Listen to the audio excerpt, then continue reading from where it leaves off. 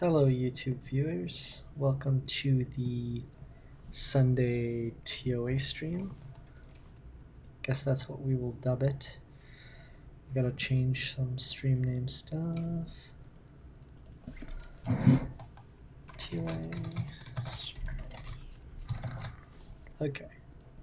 Super simple, super vanilla. There's my chat. Let's do some stuff to the chat. Yeah, it's fine.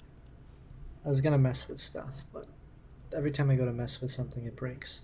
So we're not gonna do that.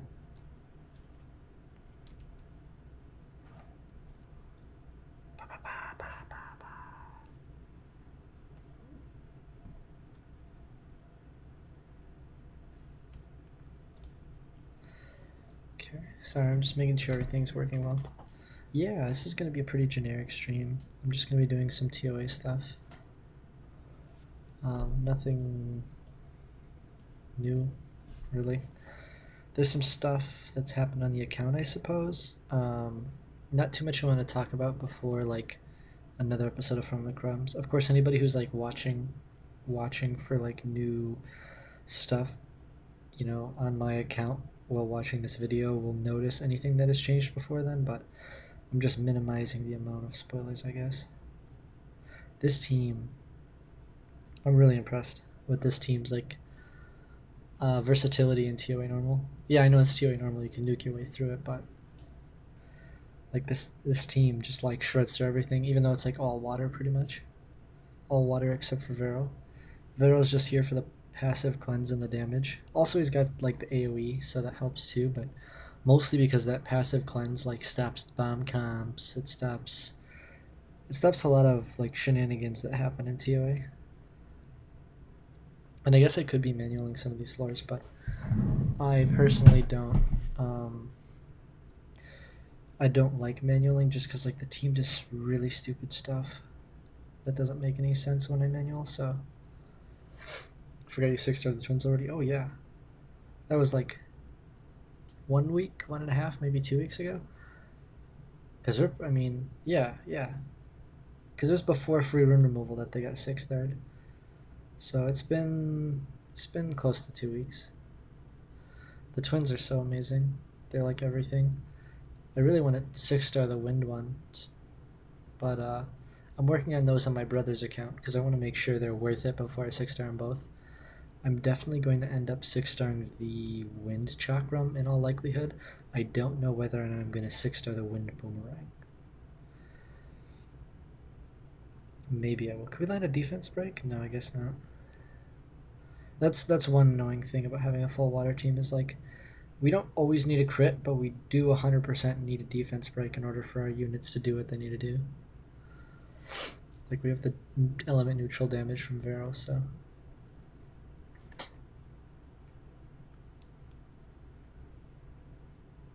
Let's see.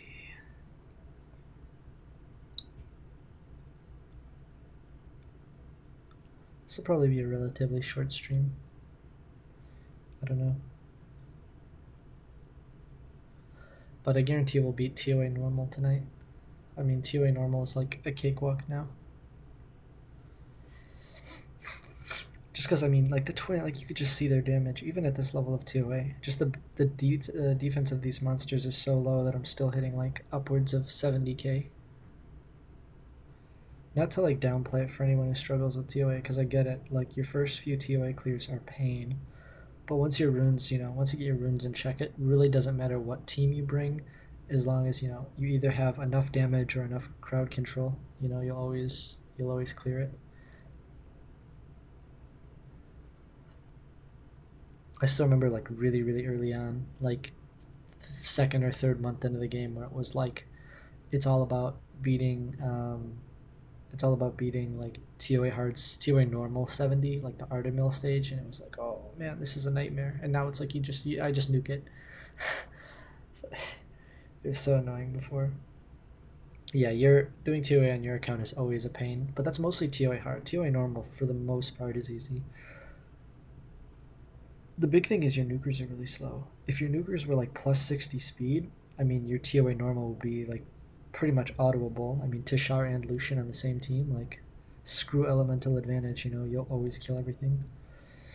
Another thing about the twins that I really like is that you could just double pick the water. You could just pick 2 water twins in like special RTA. I don't talk a lot about special RTA. Maybe I'll do a video in it.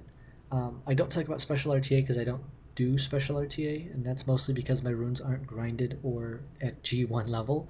A lot of the people that I see in Special League, or at least that I've seen, and that might just be because I participated on the first day only, like the first day it opened up, but most of those people are on like at least Conqueror 3 level runes that are grinded.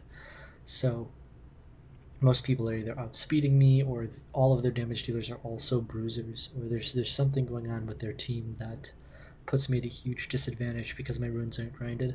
So I don't really do a lot of that, but I love the concept of 4-star RTA. I think it's great for like free to play players. For the most part, you know, you see, look at that damage, dang. For the most part, you know, you see people just like put their insane runes on their nat 4s, or people who really want to like take it seriously. But I think it's really fun, like just all the strategy involved in it is really awesome. The only problem I see so far is that I feel like we get a lot of the same picks, and that's just, you know, in any meta that's going to occur, just because um, there's just some units stronger than others. Like for example, Lucian is always going to be viable in arena unless they find some way to make it not viable. Like if they made an offensive speed cap and made it basically so you can make your defense go first, or if they did like a damage, if they did some weird something that would piss a lot of people off, then they could remove Lucian. But there's no other way to really remove the Lucian meta. And you know, kind of the same thing goes for 4-star or special RTA, where Garo's always going to be useful because he's, you know, solo survivability is insane. And that, you know, this all wraps back around to why I really like the twins. You could double pick the twins for special RTA, just because either one, even if they're standing alone, can do something against the enemy team. I like the idea of if you see a Garo first pick, and maybe another fire threat or another unit that might be a threat to you, you know, double picking, you know, or picking Water Chalk, Water Boom, and having those units, because even if they ban one out, both of them are equipped with multiple multi-hits. So for example, the Boomerang by herself does more damage the lower the enemies, or does more damage based on the enemy having no beneficial effects, I believe. Or I'm getting this all reversed. We'll read the skills right here so I can stop sounding stupid.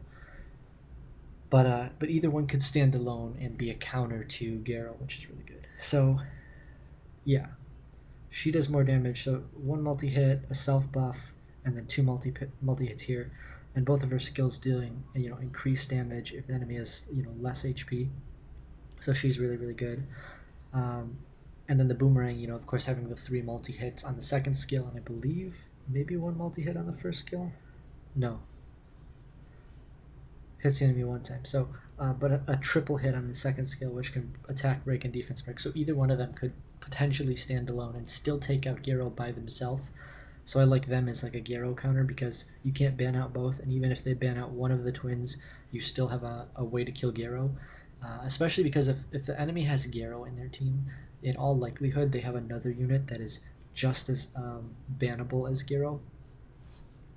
Nonstop is raiding with a party of 4. Nonstop, thanks for the raid, dude. Thanks for the host. How you doing, man? Welcome to the stream.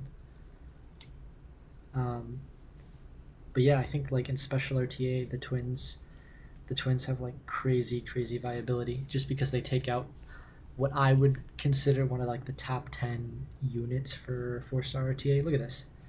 I mean, this is ridiculous. The twins alone just like took her out. Long time no see. Yeah, I know. It's been a while since I've seen you in stream. Good to see you drop by though. But oh man, the water twins are like such beasts.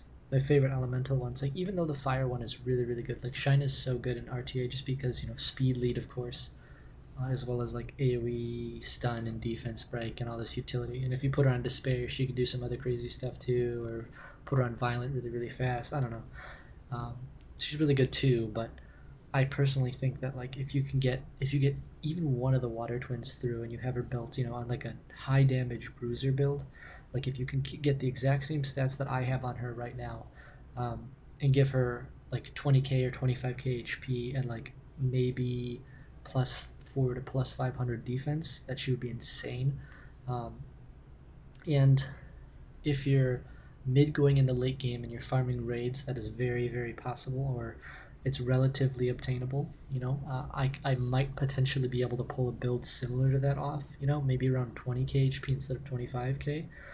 But her usability and like special RTA, especially if you put her on like a violent build, is pretty crazy. I love it either way. And I really want to make videos with them. It's just I'm so worried because you go into there and it's like either you're playing against someone who has no idea what they're doing, and so your victory doesn't feel real, or you play against somebody who's just got insane LD nat 4s and is like doing their placement matches.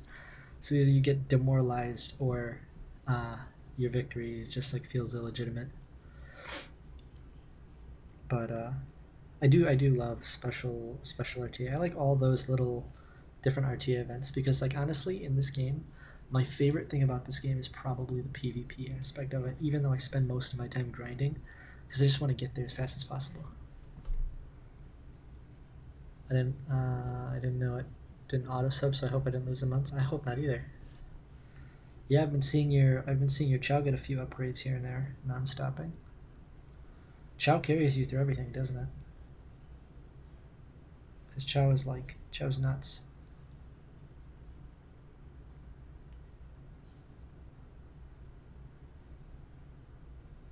Okay, let's just clear up these waves. Man, these twins just make like mincemeat of every wave. Take a look at him. I'll check him out after this run, see what you've done with him. Yeah, I check it out from time to time. I see some improvements. I use them to farm some fame on occasionally. Although lately I haven't really been doing any. Oh, well, she's dead. I haven't really been doing any leveling besides, or any sort of scenario farming besides the daily requirements. No, non-stopping is a perma sub. It's law. So can we? Okay. I didn't want to lose them both because I knew this wave was water fire. So Poseidon damage build as well, also pretty okay. I mean, my Poseidon in particular is garbage, but Poseidon on damage is fun. 4 months in a row, that's pretty sick.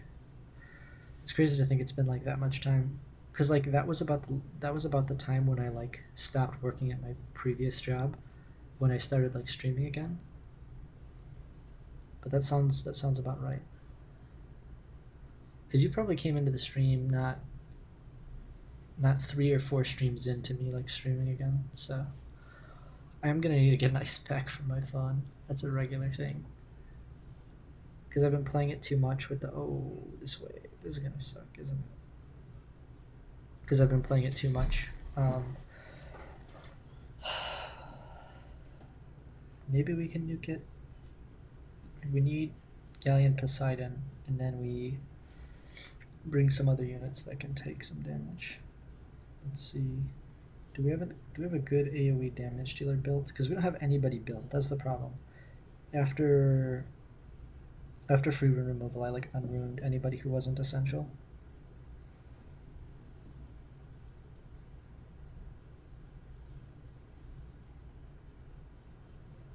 Who do we want to murder? Man, I'm so sore.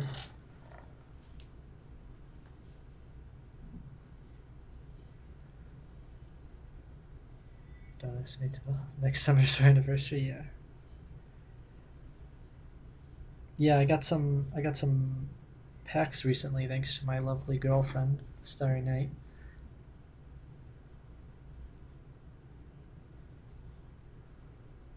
So you do it on auto? Yeah. I'm not that ballsy.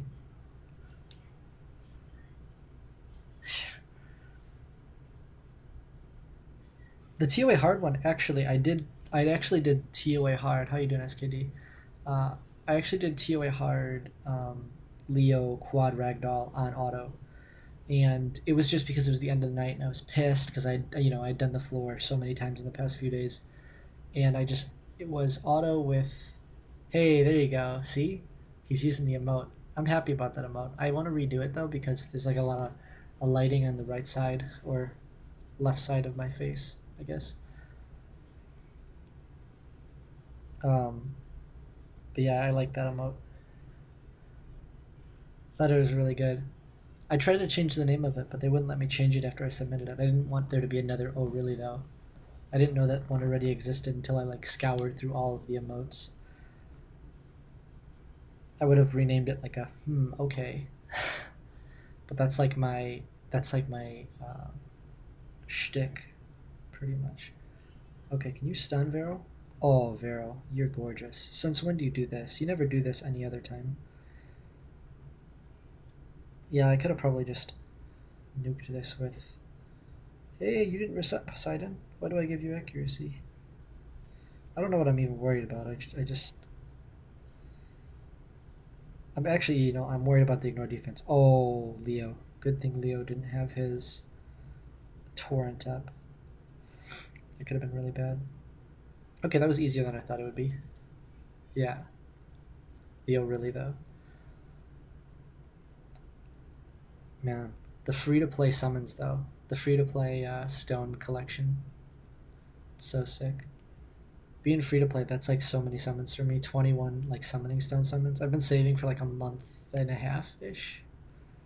It's been, yeah, like since the last Lucian rotation, so maybe I guess just a month, if that's about how long the rotations are. I have to go check at the other rotations to see for sure, but I'm pretty sure it's been around a month, maybe a little bit more, that I've been saving up stones. I've been trying to get as much contribution as I can in Guild Wars so that I can get more of a reward. And I have to remind myself these Theomars can't violent proc. Yeah, Starry Night got Galleon.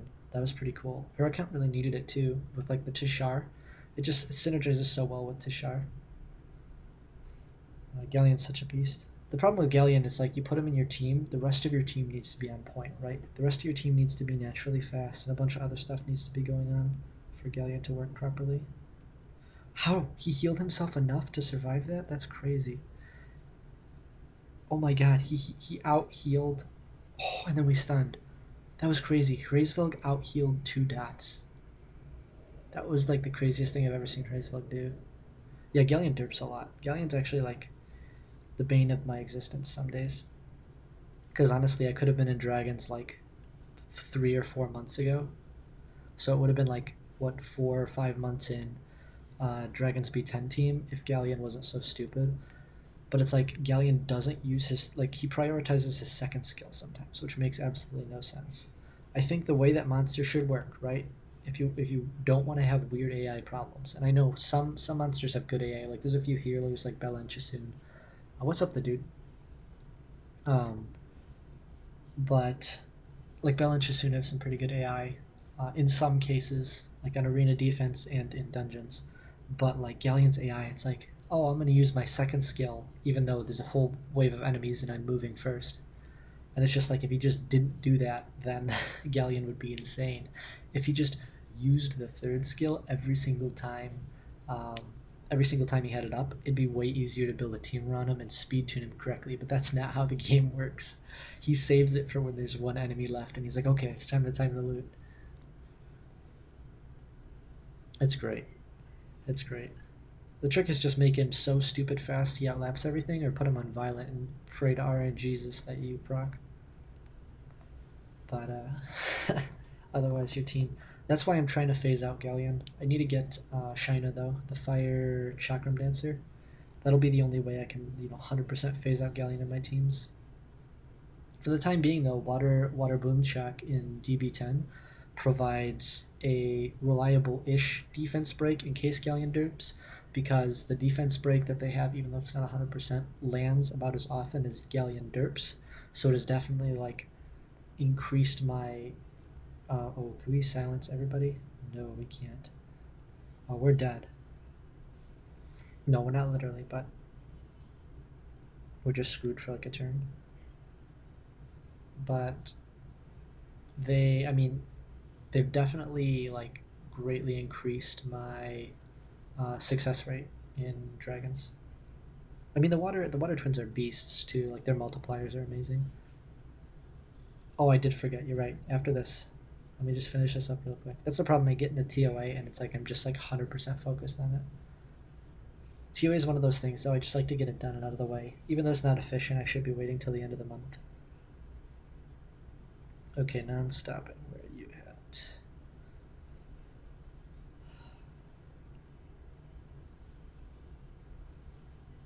And I feel like, are you in on a different name? Is that what it is? Also, if you want to do my TOA, you can go ahead on my account. Yeah, no way. Sorry, I'm not feeling it. Do you have a different IGN? Non-stopping. I feel like you might.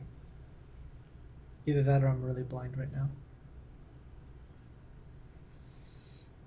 Here's the way to check real quick. I'll check for chow reps. No, you.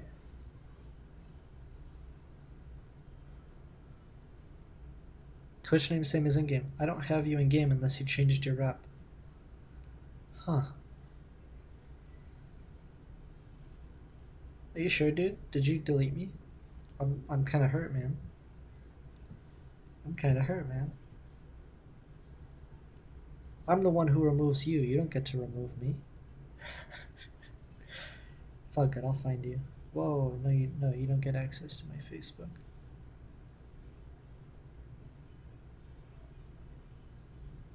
Here we go. We'll request you. Unless you deleted me or I deleted you. I don't know.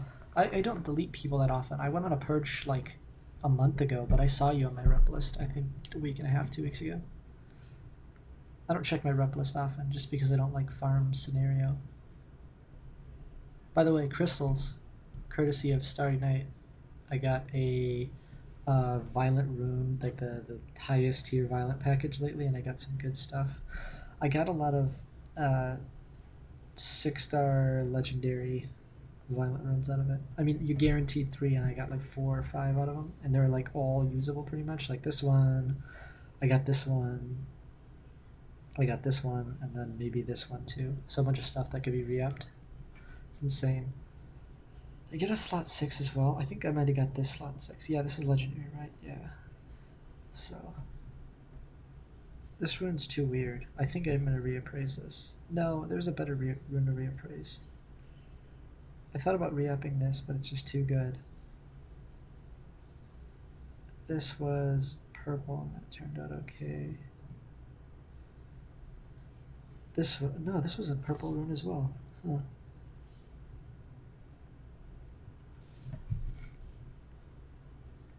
Okay, this one. This is a reappraisable rune for sure. I need violent runes for raid. Although I don't know. I'm gonna save it up. I've been trying to farm my re-ups more. I'm like really bad about getting re-ups every week, and I haven't done it like for months. You know, I totally forgot re-ups existed. I don't know why. I forgot I was free to play player, so I need to be getting these. So I've accumulated a lot of water ones because I had my full wind Giants P10 team for a long time, and so I would just send them into the water beast, so it was like really easy to get like double S rank or S rank. And I've always been crappy about getting wind ones just because I don't have fire nukers, but make sure you work on some runes war like a dog. uh, but my Fire Rift Beast score is now pretty beastly. I'll show that off because I'm super happy about that. I got 4 million triple S. I'll be right back when we get the ice pack, but I'll let you guys look at that 4 million.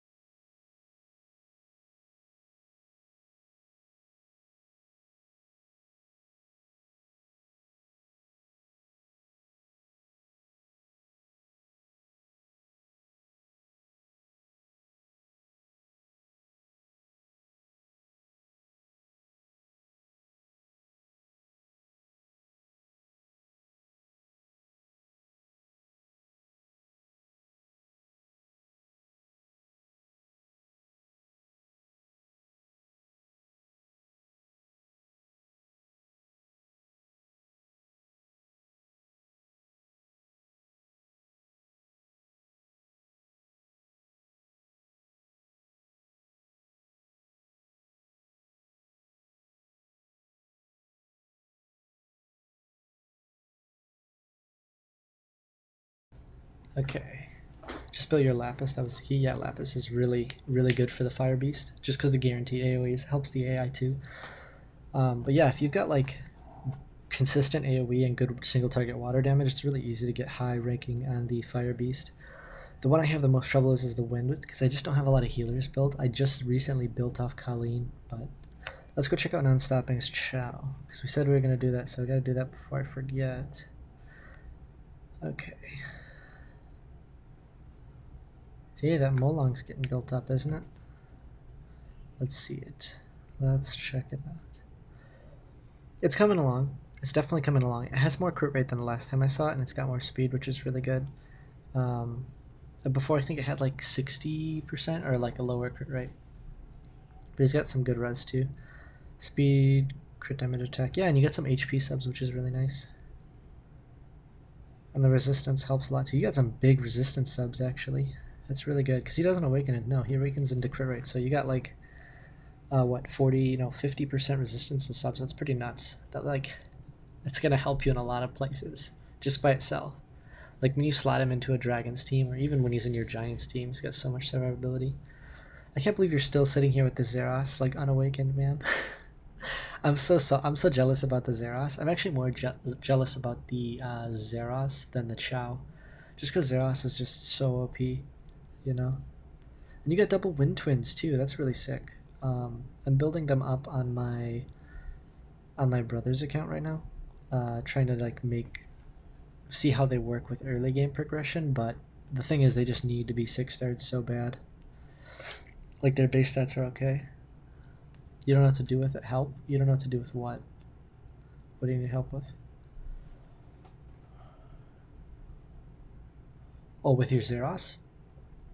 The thing about Zeros is, like, you give to me. Yeah, right? I'll take the Zeros. I'll take it off your hands, don't worry. I'll give him a better home. The problem is, with Zeros, that I think a lot of people encounter, if they think too much about it, which it seems like you might be thinking too much about it, is where, what to build him for, because he could be built for just about anything. Holy crap, that's a really wimpy Chiwu.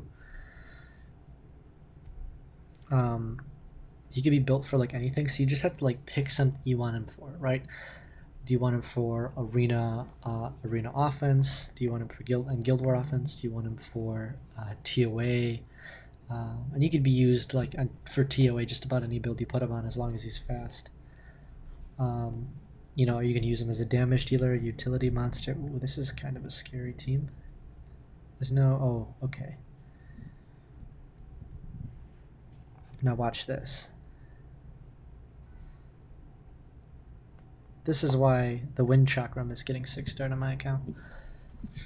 Unless they're just that slow. Yep, I knew he was going to be fast. He uses his Pontos like a Chloe. That makes sense. Oh, I didn't think about this, though. I didn't think about not having... I don't think I care, though. Who do we want to kill first? Oh, Katarina's going to kill us. I didn't think this through. Yeah, so... Oh, that's a really, really wimpy Katarina, though. This is what I wanted to do. I wanted to attack through invincibility and shield, because I just think it's really cool. But my Wind Chakram isn't fast enough. But what do you want to use her for? That's what I was trying to get to. If you want to use her in use Zeros in arena offense, then I would recommend putting him on like either a Fatal Blade or Swift Blade build. Yeah, no, it was ripped because she has like no speed. Her runes are like leftover attack or damage attack, and she's sitting at 5-stars. So, but I really wanted to attack through invincibility because it's so fun to attack through invincibility. That's why she's really good in RTA. But yeah, I'd recommend Fatal Blade or Swift Blade if you're gonna use them in like AO. And you could use that same build in like TOA. It's not a big problem. He's really there for the reset and everything. I know I saw you have Zeros Despair Blade, but it's really like, especially since you're early game still, it's really like spreading your ability to have good stats really thin. If you could get a good Despair Blade set, that's cool, but you're just gonna get more benefit out of Swift or Fatal early on. just because the stat bonus is worth way more than the potential to stun, since the stat bonus is going to be a lot more consistent.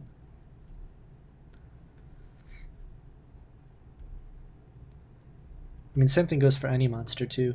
There's very few monsters in this game where I would sacrifice stats in order to like really obtain a set, you know. Good example is my raid cleanser right now. I really need Lisa on Violent, even though she's like slower and not going to be nearly as tanky. But I need her fast Violent set just because I need a reliable cleanser for raid.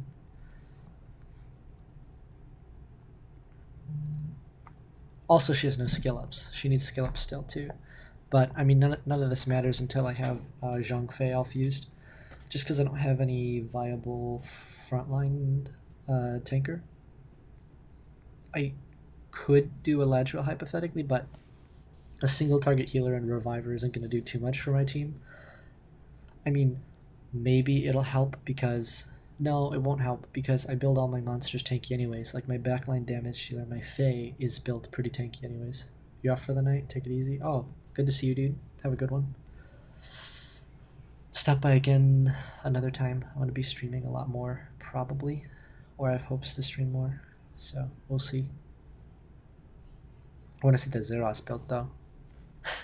I want to see that Zeros at 250 speed with plus 2000 attack and 200% crit damage and 85% accuracy. And I want it all in the next 5 minutes. Wow, are we getting lag right now? Did my phone get too cold? I think I might have left my phone on ice for too long. I'm taking it off the ice right now. But I really need to, like cool it down. Because the OtterBox is like they just make your phone so hot. Especially if you've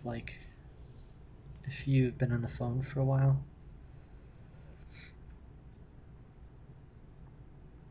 Let's kill you.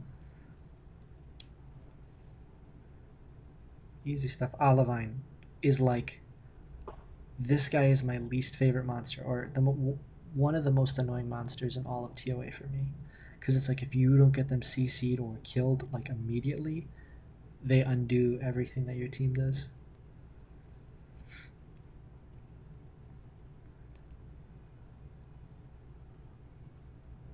Could you burn the battery or overuse it? Yeah, I mean, yeah, definitely. I mean, the phone isn't really designed for like 10 hours a day of straight Summoner's War, so I'm sure it takes a beating. Actually, speaking of Summoner's War, I gotta get my other devices.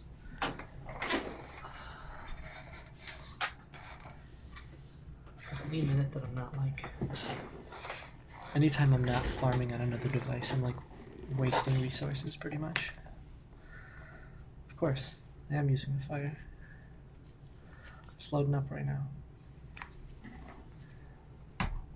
Got the iPad next to me too. Man, I'm like so sore. I think I overdid it a little bit today. I'm gonna wake up tomorrow and like my back is gonna be all jank.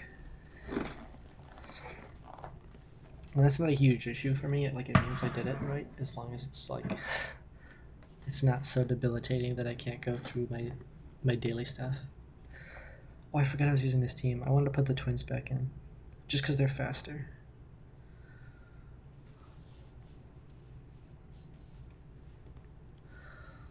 Although this team is 100% safer. Oh, and I guess the Manchuro is nice because we could potentially strip them. No, I could put the Wind Twins. I should have put the Wind Twins in this team. I knew Floor 98 had this. This is 98, right? I think so. Yeah, I knew Floor 98 had this stuff. Can we strip her? Yes, we can. Goodbye.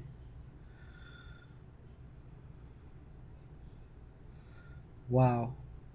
Those lucky stuns. Hey, what's up, Freaky Will? How you doing? Welcome to the stream. Is there a way to edit donations? Because non-stopping said he changed PVM to non-stop. Yeah, there's not a way to edit donations after they've been donated. It's like beyond my control at that point. The Monster Evolution event. I'm kind of excited to see what that is. Especially since That means I should probably save all my evolution stuff. Because I want to make or at least one monster 6-star in the next little while, so. I don't know if it'll be Zhang Fei or someone else. Yeah, see, Wind Twins. The Wind Twins would be really good on this floor. Look at that damage, too. I've been pretty lonely today. Glad to have someone to talk to for a bit. Hey, man, glad to have you. Sorry, I should stream more so I can... Mod Revive, what's up? Welcome to the stream. Yeah, you know, I should stream more so that you're not so lonely. Well, I'm sorry. I need to be on more.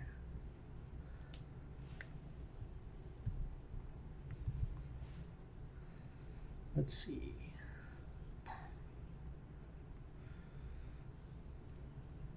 Yeah, Damage Poseidon is so much fun. I can't wait to have him on like good damage dealer runes too.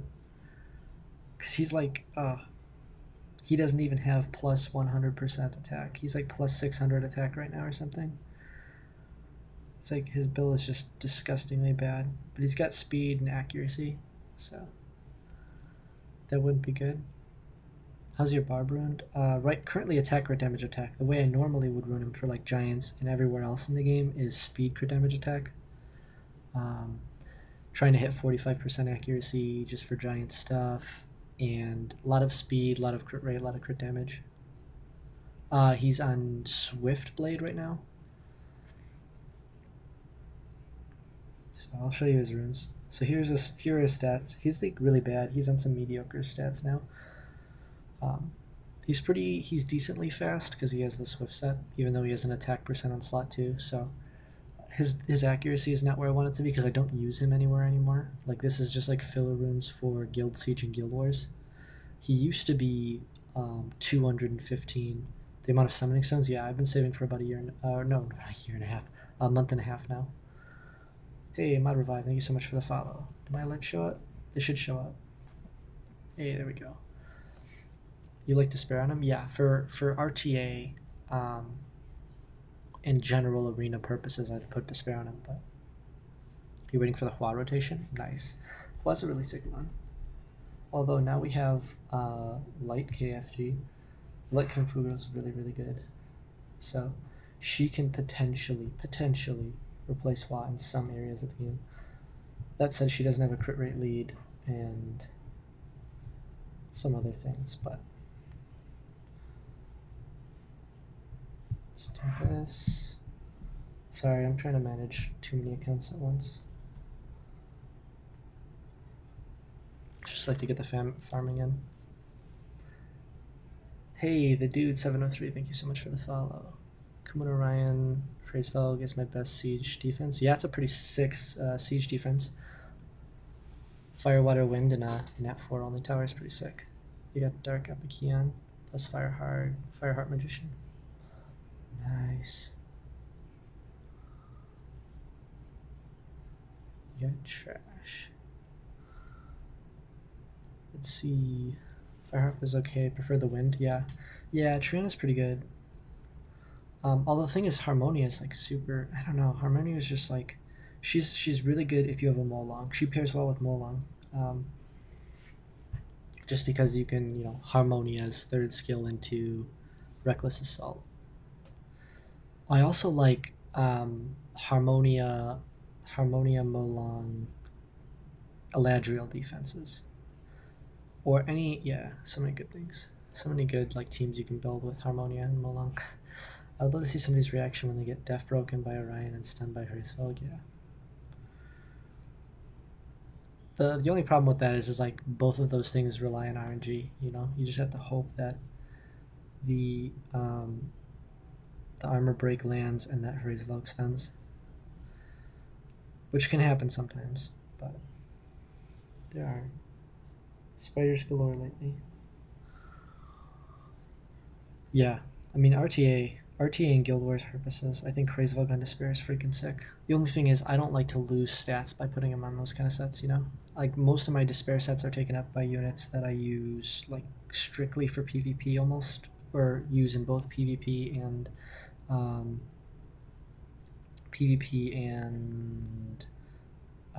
arena. Or PvP and TOA, that's what I meant to say. What team beats what? Beats Orion Hrazeveld Kamoon. I mean, you can just Konamaya Lucian it if your Konamaya is fast enough and your Lucian's like a full damage Lucian. Not to like poop on your parade, but that's a way to take it out. Let's see. I mean, we could stop and take a look at what can take it out if you're worried about like people destroying it and you want to build to counter it. Although I think right now most people are just gonna avoid it because that team just like looks like Cancer. It sounds like Cancer too.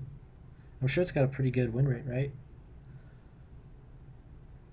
Pretty happy I got mine NB10. It's a beginner team, but hey, it's clearing. 5 sets can be faster. Nice. Slay work on R5 and 6-star those NB10 months. That's sick. Yeah, I'm not even worried about Necro. I'm not going to be touching Necro until like probably 4 or 5 months after being in raids, just because like there's nothing in Necro that I even am even considering wanting at this point in the game. I don't care about Rage. I kind of care about Vampire a little bit. Vampire would be nice, but that's only because I have a few units that would be fun on Vampire. That's just for fun. Even still, like my Rakan, who I was thinking about putting on Vampire, would be just as fun and sometimes even more insane on Violent. So nice. So we got the Juno, but we're going to be able to reset. Hopefully we reset all 3 Junos here. This stage can be so annoying if TOA hard or TOA normal 100. Just because like it takes an extra like 30 seconds if the stupid Junos like full heal themselves.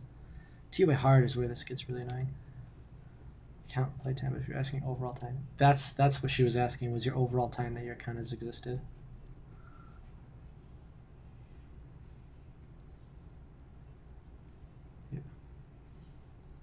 Yeah, but generally, I mean, that's just like account time is just a number. Basically, auto this with Wusa, Siglution, Galleon Bird. Yeah, you easily could. I could probably auto this too with teams. I keep forgetting to put. I wanted it here. We're gonna end this because I want to play with the Water Twins. The Water Twins are so much fun. That's all that matters. This is the team.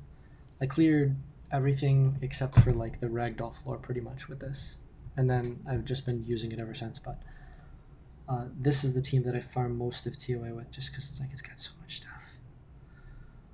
Everything it does is so good. Poseidon, see, the big thing about Poseidon, right, and the main reason I put him on a damage dealer build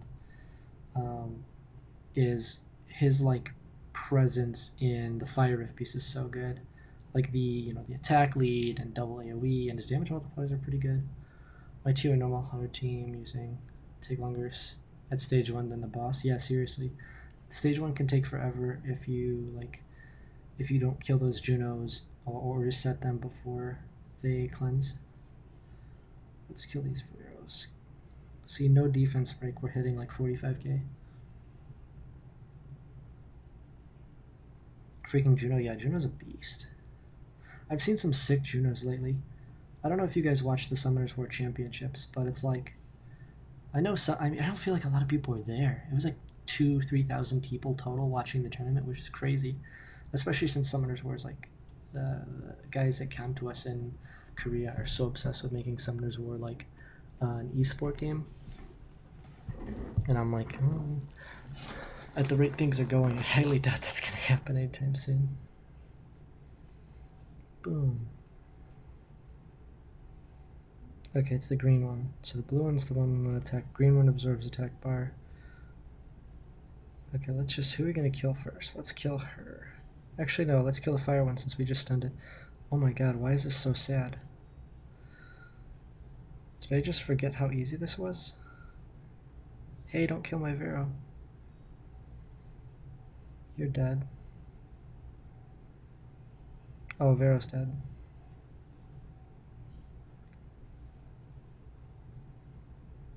That sucks. Because now I have a defense break on my units.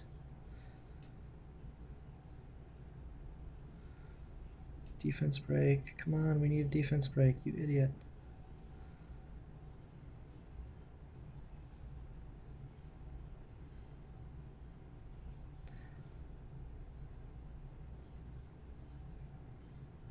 No! She killed one of the twins. Team was running slow. You did a slower team in order to make an East, but then you remove a ton of RNG. I think the best way to do that is limit it to one Violet proc. That's the easiest way to make this an esport. Limit in RTA alone, right? Only in World Arena, limit the number of times you can Violet proc to 1. That easy. Supposed to be off for the night, but I saw my man reviving. Decided to drop by and say way to stun yourself. Oh crap, we're screwed. Just because we don't have the other twin. Man, way to make me look like an idiot, game. We didn't have enough reset anyways. Oh yeah, and you, of course you messed up.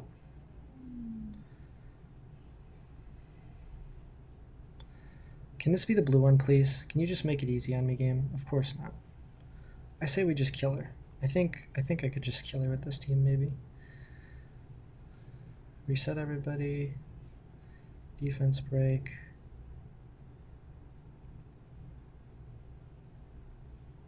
Oh, come on. Why didn't you transfer the defense break? And now there's no Galleon, too? Oh, this is so rip. I need somebody to just go ham here. Okay, just attack Poseidon. No, we lose. Unless you violent proc, like, no. Damn. The second we lost the water boomerang, it was over. Well, I was curious about how they worked. It was so close. Skill means absolutely nothing if you have luck. Yeah, exactly. Exactly. Well, not to mention, like, the accuracy resistance is totally boned, too. Like, units with no resistance or with no accuracy will constantly land their 6 skills. And then, like, yeah, I needed, like, one more violent proc. No, I don't. I don't need to heal. This is TOA normal. You kidding me? I'm nuking this with single target damage dealers. Like, if I had an AoE team, like if my Charlotte was ruined up, I would just do like Charlotte, Hraze, Velgamir, and I would just annihilate this. Just get off of work. That was so close. Vero's so nice here too. Your Poseidon damage is high. How do you ruin it? My Poseidon damage is not high. My Poseidon damage is very low. This is TOA normal, so hitting high damage is very easy. Attack towers like level 3. My well, I ruin him speed crit damage attack. I should start with that. But his attack is less than plus 100% of his attack, because his attack is only like plus 600 and his crit damage is like 160 or something. So his damage is really bad. Especially for my point in the game.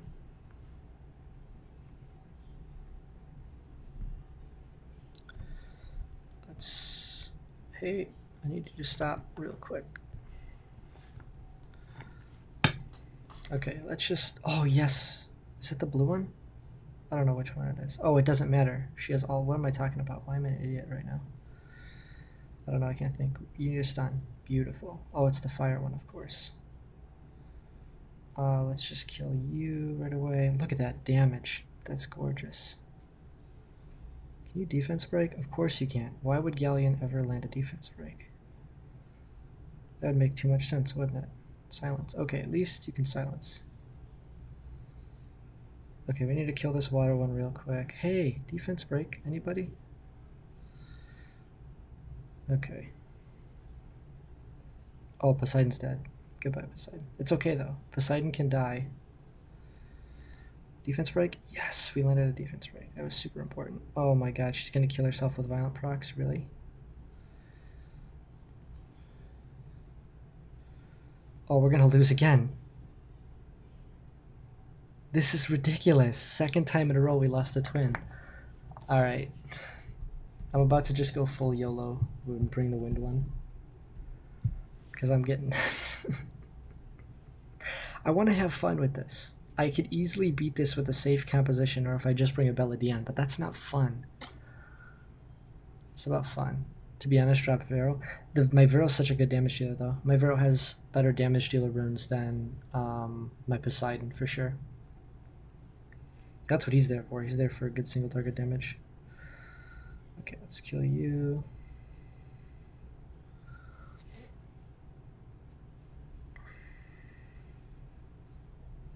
you, yeah, Poseidon's damage, I mean, his damage is high only because he has more, or because he has really good multipliers. Like, his multipliers are just kind of insane. So we need to kill you so you don't do your stupid sleep stuff. I'm gonna kill you because we, oh, I guess we're not gonna kill you. Don't sleep my team, or whatever. See, this is why Vero's good, because this stage is super annoying if that happens. We're gonna try to get the TOA hard 100. Oh no, not today. TOA hard is too annoying. And I don't have the patience to do all 100 floors. I mean, this is just a short stream of me screwing around in TOA normal. Again, my team is gonna die if the fire one hits me one. The fire chick hits me one time. Of course we get the fire one. So you're dead.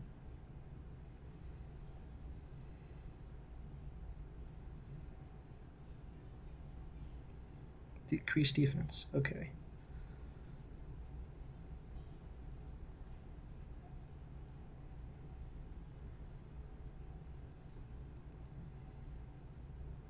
Violent proc. No.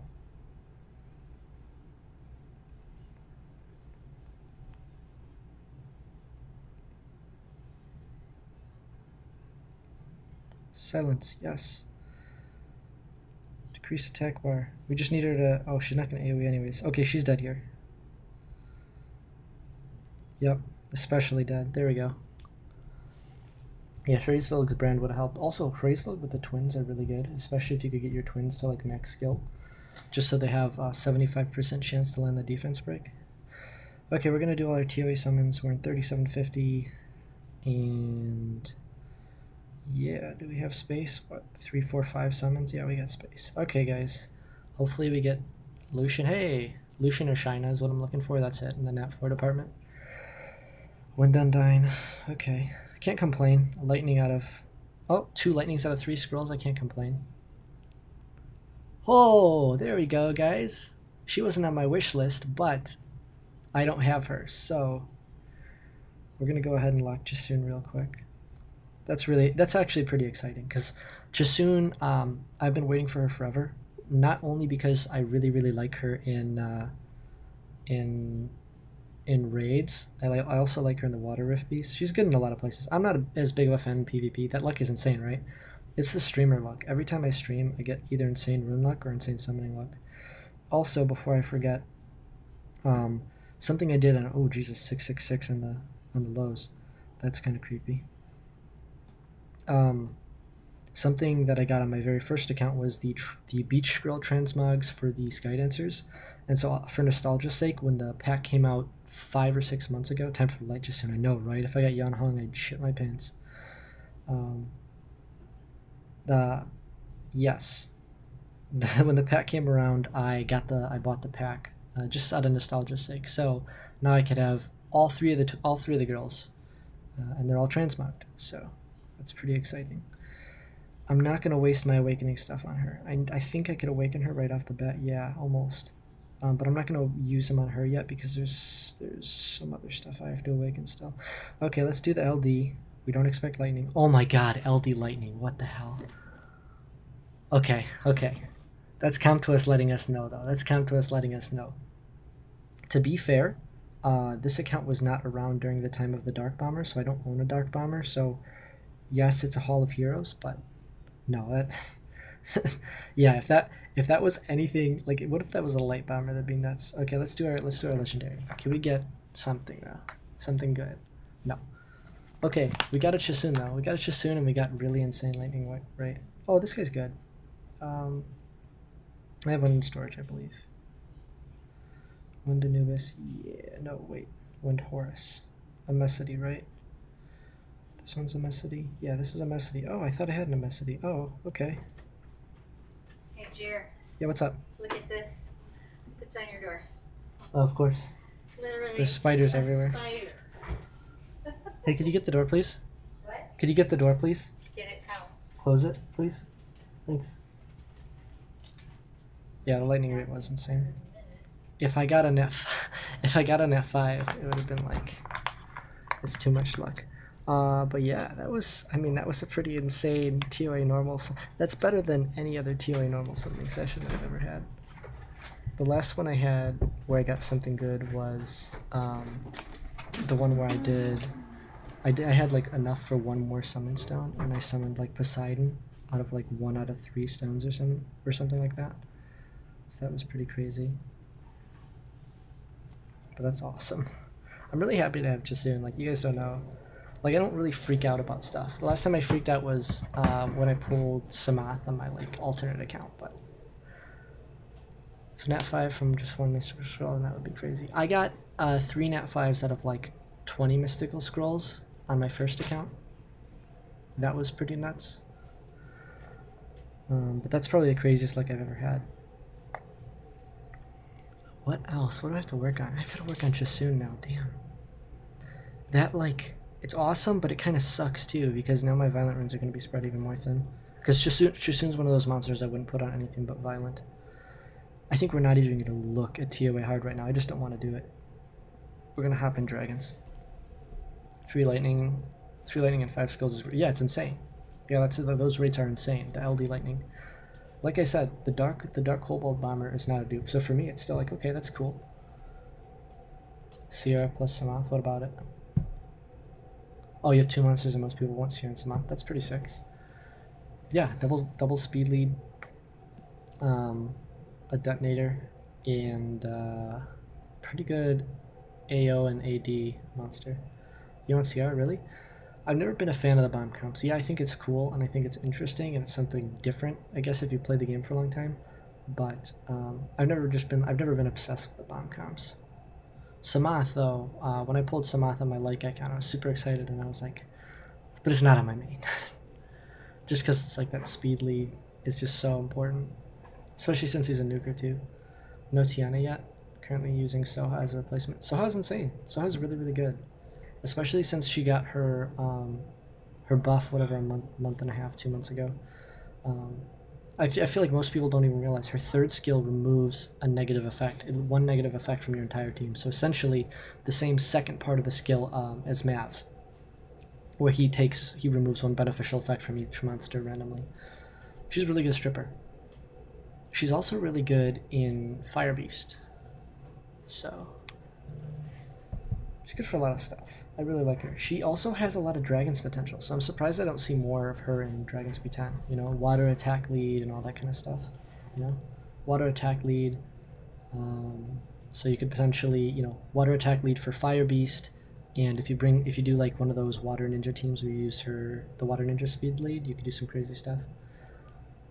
Sierra, Soha, Jojo, Galleon. Galleon's kind of unnecessary though. You don't really need defense break if you're using a bomb team. Megan is better there because you could increase the attack bar of your entire team and lower the rune requirements.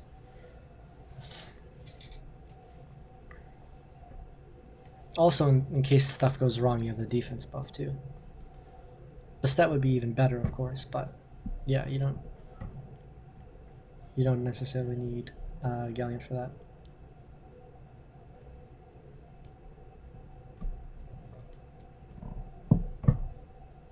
I mean, having a bomber team is like essentially the same thing as having a Lucian team. Yes, the mechanics are different and the damage is occurring with an accuracy check, which is why Lucian is a little bit more consistent than a bomber team, but essentially both skills ignore defense and both skills don't require a defense break, which makes them especially good. But the thing about a bomber team is you still have an accuracy check. Yeah, exactly. And you gotta make sure you have accuracy on Ciara. You know, she's the best dotter in the game. She'll land dots every time. But it's not optimized in Turner because Megan right now I'm using for DB10. Oh, okay. Yeah, that makes sense.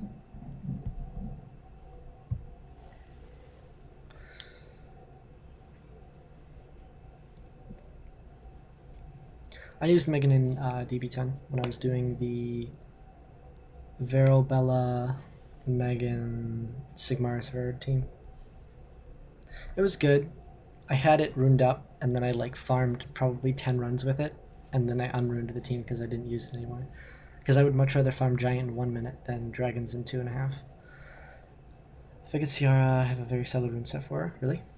I have like the perfect slot 6 for Ciara. I think it's currently on my Water Chakram Dancer. It's a Violent rune with 21 speed or something. 21 speed sub, so it's a violent attack percentage, slot 6, with high speed. It also has some crit rate, which helps with her first skill.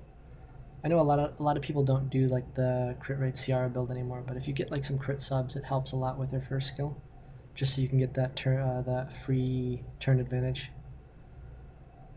21 speed, slot 4, 35% attack on slot 2. What? Oh, okay, you're saying the good subsets that you have. Yeah, it's a really good slot. It's a really solid slot 2 attack. I have a rune somewhere that's like stupid high attack, and I'm like, this is really irritating. I mean, it's good for bombers, don't get me wrong, but it's still like, it's still one of those runes where you're like, if you had rolled into crit rate and crit damage just as well as you roll attack, it would be so much better. Or even crit rate one time, you know? I would sacrifice 8% attack for like just 5% into crit rate on a lot of runes. I have it somewhere where the attack percentage is really high. And it has crit rate, so let's see.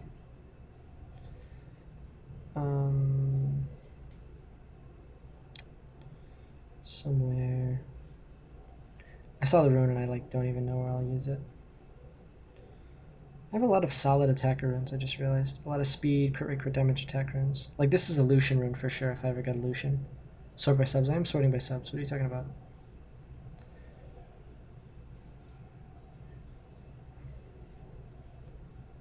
%, attack. No, there was a crazy one. Maybe it wasn't slot 1. But this one's really good too, or potentially really good, as long as it doesn't roll flat HP. But we all know that how that turns out, you know? Hey, you guys see this? I have no 5-star runes anymore. You're sorting by grade? Oh, it doesn't matter.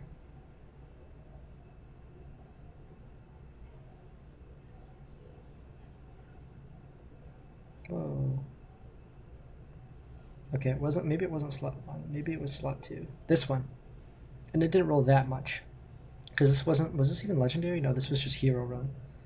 So it like triple rolled attack, and I was pissed. I was like, if this rolled crit rate one more time, like I could have used this on. And I'm still probably going to end up using this on like a Kung Fu Girl, but it's like, that could have been better. Either a bomb team or just double Lucian Galleon Megan.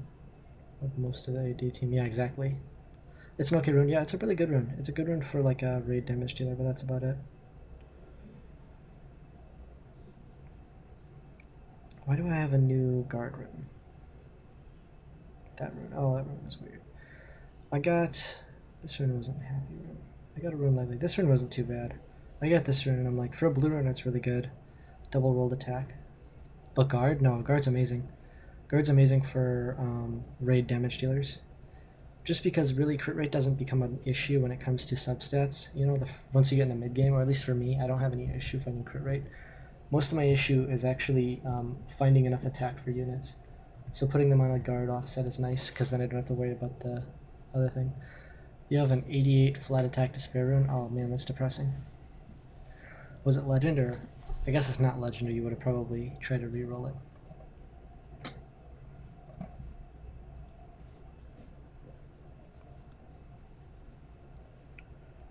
It's funny how I got Samant and Ciara both at the same time, 2 Mysticals back to back. Yeah, that's pretty nuts. The game was telling you it was time. They're like, it's time to do some arena. I'm waiting for my turn. Although, to be fair, I've had fairly good luck. I have a pretty good amount of Nat 5s, or at least for like a basically free-to-play player.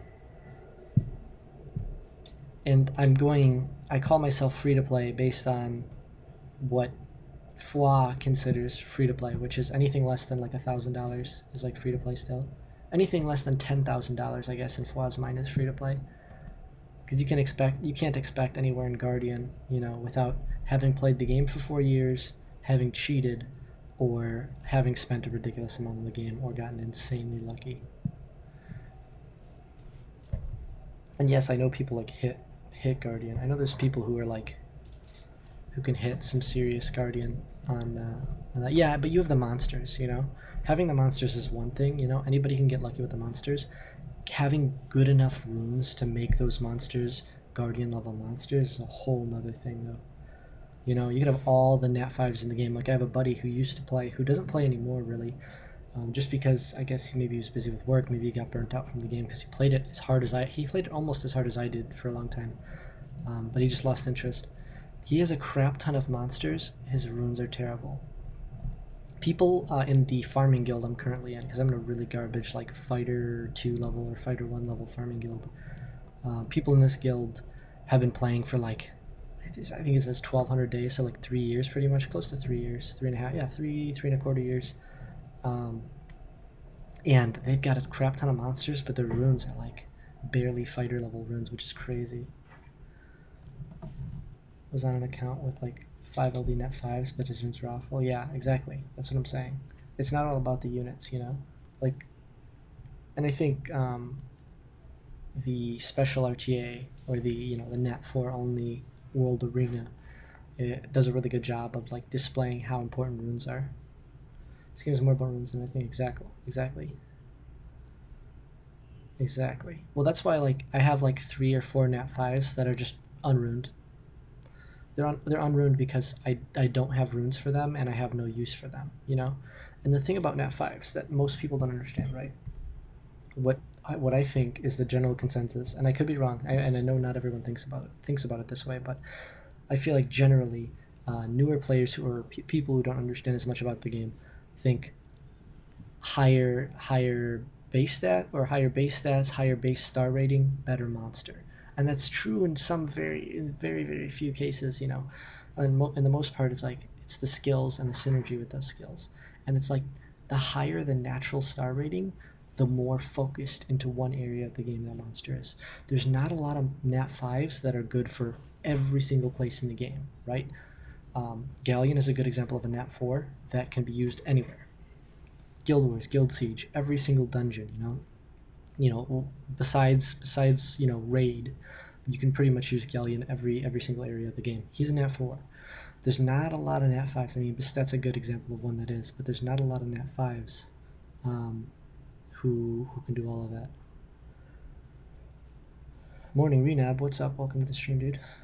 Fred's most OP mon. Yeah, Fred's really good. But I personally enjoy using Poseidon more than Varad.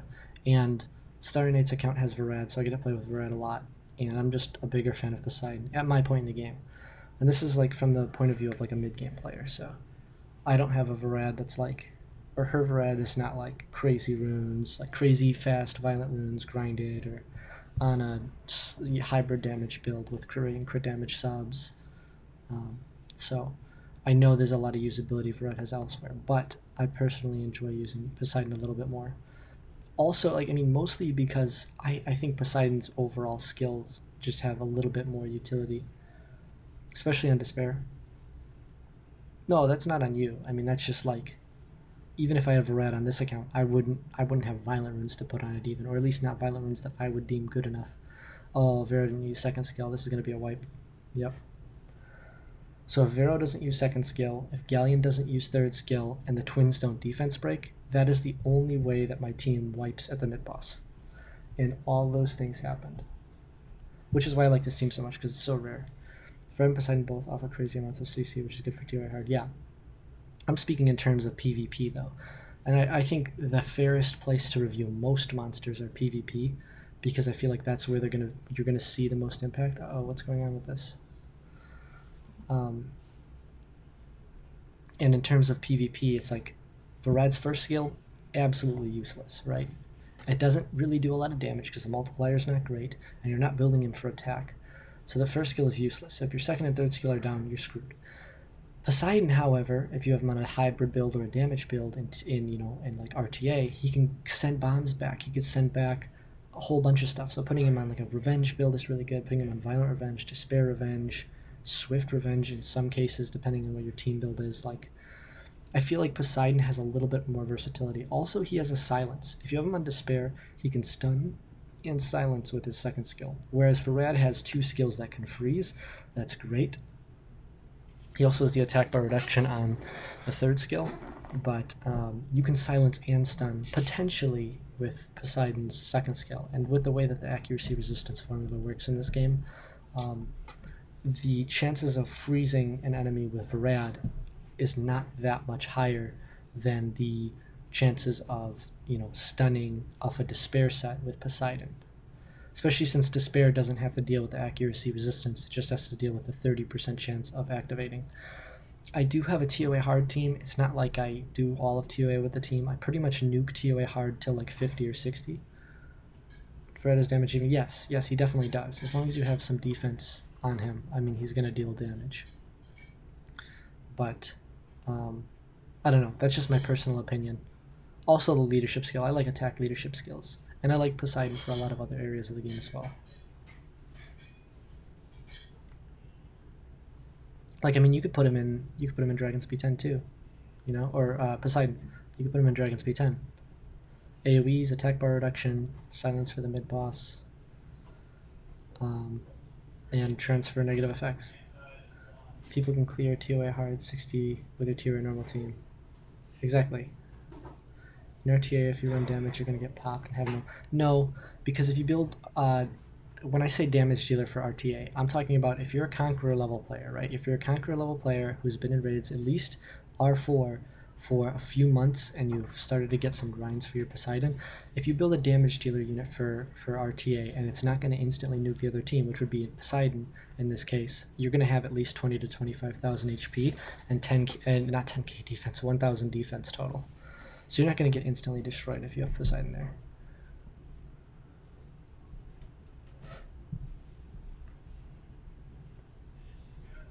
Yeah.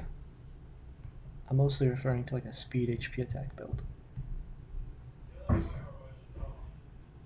And you could do, you could do speed crit damage attack, but then you're like, you really need some insane substats. But for TOA hard, I have Water Homie. Diffuse, it will be good. Yeah, TOA hard, Water Homie is insane. I haven't fused my Homunculus yet, just because there's so much extra stuff you have to do.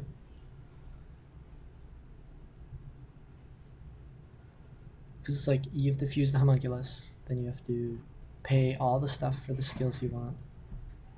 That's gonna get popped anyways. Not always. And Poseidon isn't like an S tier unit anyways. Varad's not an S tier unit in RTA anyways either. If we're talking about generally what you want to rate units at. Just mow along you and auto? Exactly, but you're referring to like an S tier unit in RTA. And but if we're going to compare Varad and Poseidon directly to each other, Poseidon has just as much usability as Varad in RTA specifically. I don't think it's fair to compare two completely differently tiered or units with such drastically different kits with different usability in different areas to each other. 4-star RTA, I've seen people use Lapis. Lapis is cool. She's cool in 4-star RTA. Because she has a lot of utility and a lot of good things. You know, attack bar reduction. You know, your violent runes don't mean anything if you don't ever get a turn and you just get CC'd by a Lapis. Especially if you don't have immunity on your team or if they have a strip that can reliably take down your immunity. Then you're screwed. I mean, if you want to make the argument of just mow long auto, you know, it's like, oh, well, I'll just Ganymede reset you and you'll never get a turn. I'll just Ganny Hathor you and you'll never get a turn. It's like, well, of course.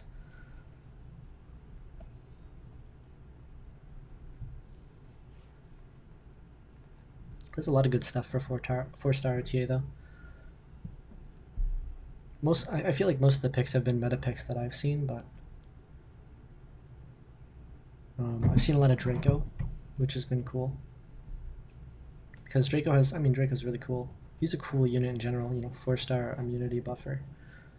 And he especially shines because there's not, you know, aside from the Heart Magicians, you know, there's not a huge amount of like viable immunity that like has other upsides to him. So let's kill this dragon. But I see mostly like Garo picks. That's another thing, Lapis can take out Garo pretty well, which is cool, if your Lapis is fast enough. But of course your team has to be able to take out the rest of their team. You know, Lapis isn't usually just going to solo an entire enemy team unless their runes are absolute trash. Triana works like a 5-star? Yeah, Triana's really strong. All the Heart Magicians are really good. Even all the Elemental Heart Magicians in 4-star RTA are really good. Like I saw I saw quite a few comps that were like wannabe Molong comps. You know, it's like the rest of the Molong comp minus Molong, and it's like Harmonia Icarus. You know, some comp about Harmonia Icarus. I've seen quite a few comps. You know, I feel like most of the comps are LD Nat 4 threat, and then a Save the Garo team built around Garo. See, but if you build the right team around Garo, you know, that enemy never has a chance to do anything about it. Especially since you need multi-hits. And there's not an insane amount of multi-hits. You feel like Triana needs a nerf, really? So this is a super good counter against him? Yeah, exactly. That's 6 hit, 3rd skill for enough speed. Right, 6 hits or is it 7? No, I think it's 6 hits. Could be wrong. Yeah, Stella's really fun too. The only problem is like brand isn't as important in RTA. That's why I think it was really awesome when she got her buff a while back. About the same time. Yeah, I think it was the same time as like the Soha buff or the Ninetail Fox buff, where she now can silence with her 2nd skill as well. I think that's really, really sick. I think that gives her a lot more PvP usability. Because a single target silence and a brand, it's kind of cool. Like the brand is kind of cool, but the silence is like, oh yeah, screw this unit over for a turn. I mean, again, they could just violent out of it. That's the problem with a lot of that stuff. I feel like attack bar reduction is like the way to go. If you have some way to get past potential immunity, you know? Because it's like the attack bar reduction totally counters violent procs. And Stella has that too, you know? The single target basically completely reset your attack bar unless it all gets resisted. The only problem with Stella is she's one of those units who's a total rune whore. You know, you want speed, crit rate, crit damage, attack, HP, defense, accuracy, you know? What, 6 stats, 7 stats? Yeah, like 7 stats pretty much. Wing finally hits Wind Beast Groggy for 100k. Nice. That's sick. When is a deck of 4-star RTA also? Yeah, seriously. Starry Night actually has a Marna. That was her Fame in Hell scroll. Or I'm sorry, her Fame in Clear scroll. When she beat Fame in Normal for the first time, she pulled a Marna, and she like told me, she was like, "Hey, is this monster good?" I'm like, "Oh man." And that was like a year and a half ago when she pulled it. It's still not 6-star. I mean, she doesn't really have a great place to use it right now, given. When she first pulled it, I was gonna play around and see if I can make it like a Vero replacement for early game, which you probably could have, but the rune requirements were just way too high. But Amarna's OP. Amarna's so OP. Oh, this could be a good rune on somebody, maybe. Oh, this is really weird. This rune is so weird in so many ways. If this was a slot 6, it would be a lot nicer. Because any monster that would want this rune, right, would want speed in slot 2. Oh, it's so weird. It's so weird, but I'm going to keep it. It's got a max speed roll. Who would I want?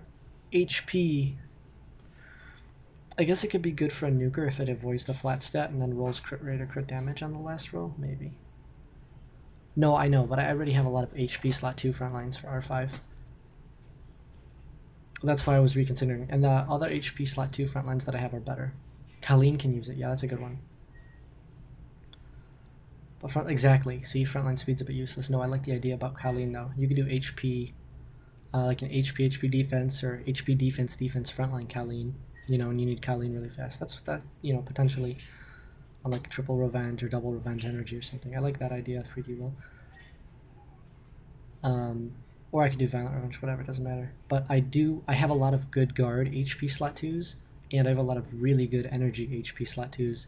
Like it'll be it's like 6-star HP percent with defense resistance and it was defense resistance accuracy or defense resistance attack.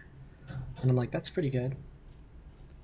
And it's an HP slot 2, so I like those kinds of runes. The thing about R5 like front lines is like they don't need anything, you know. The stuff they need is HP, defense, and resistance. So it's like so easy to like rune them up. It's really nice.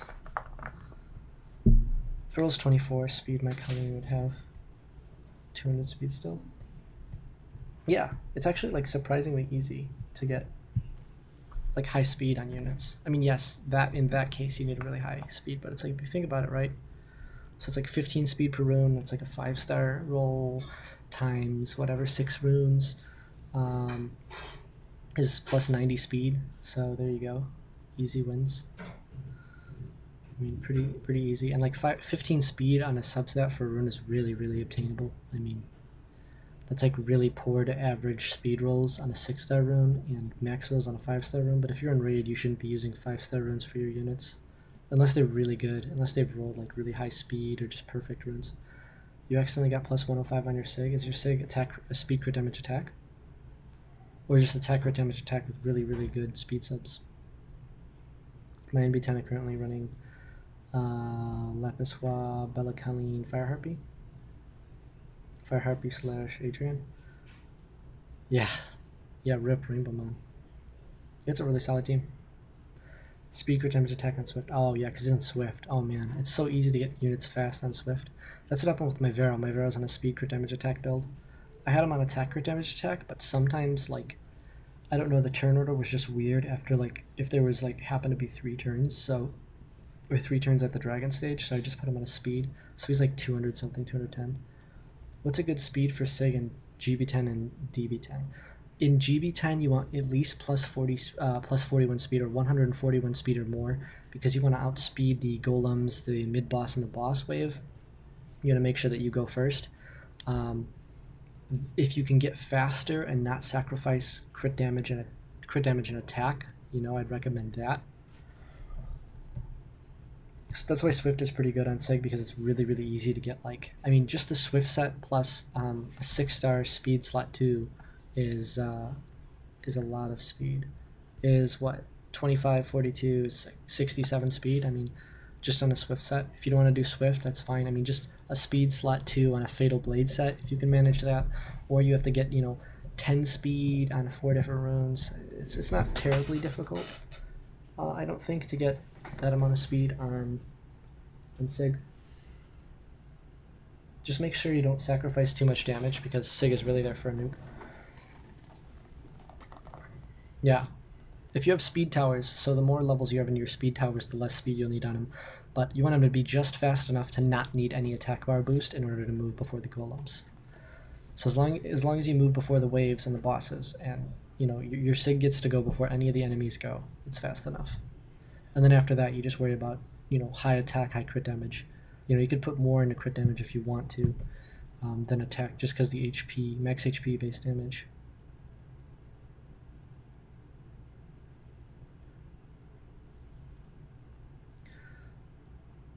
Was the team really stupid today? That's what I want to know. How are you going to tell me Galleon didn't have time to loot at any point here? I mean, we won, but... Oh yeah, now he's got it. That's nuts.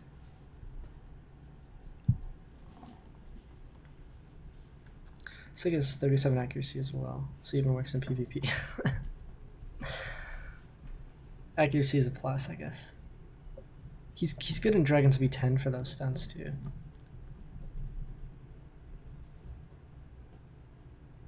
I mean, especially because he's got the ability to stun or freeze on all of his skills. That's pretty nuts. For me, I run it without any speed, to be honest, because I'm using Verd. Yeah, so you have the speed lead from Verd plus the attack bar increase. Yeah. Yeah, Sig is pretty nuts in Dragons, especially if you're running Verd. I mean, if you're running Verd, right, your Verd is obviously going to be at least 150, 160 speed. Maybe more with the other stuff. Yeah, you definitely do get more value if your Sig goes before Verd help. But yeah, your Verd shouldn't be below a certain speed ever. And so your Verd should always get a turn. Hey, nobody land defense break? Galleon? Galleon, you're trash. See?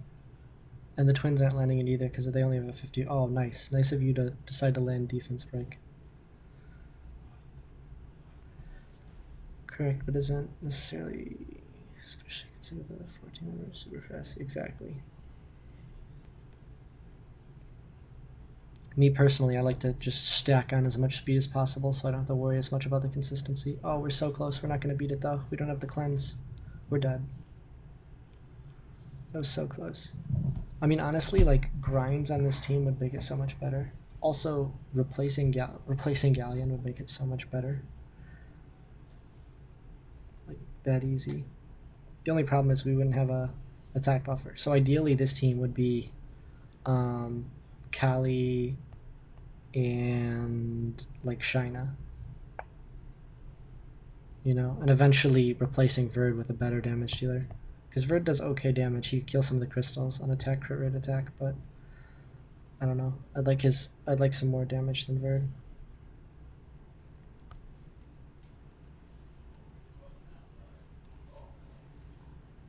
Some people would say mons like Mav or Verd should move first. If AI wasn't stupid, that would be the best way for it to work. Because essentially, if they move first, they're also moving last. If you think about it, it's kind of weird to think about in your head maybe at first, but because after a full lap, they're the monster going first, which means they're going after all the other monsters. But AI is stupid, so you know, good enough runes for fast figure 6 for your Verd.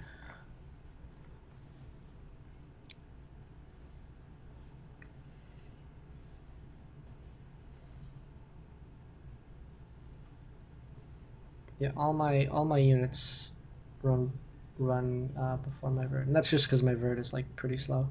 My old Dragon's B10 team had Verd at 210 speed or something, 235 speed, really fast speed, and that's not including speed towers or anything. That was just his stats was ended up at like plus 120 something speed, and that was an accident. He was on a speed crit damage attack build with 100% crit rate. Oh god.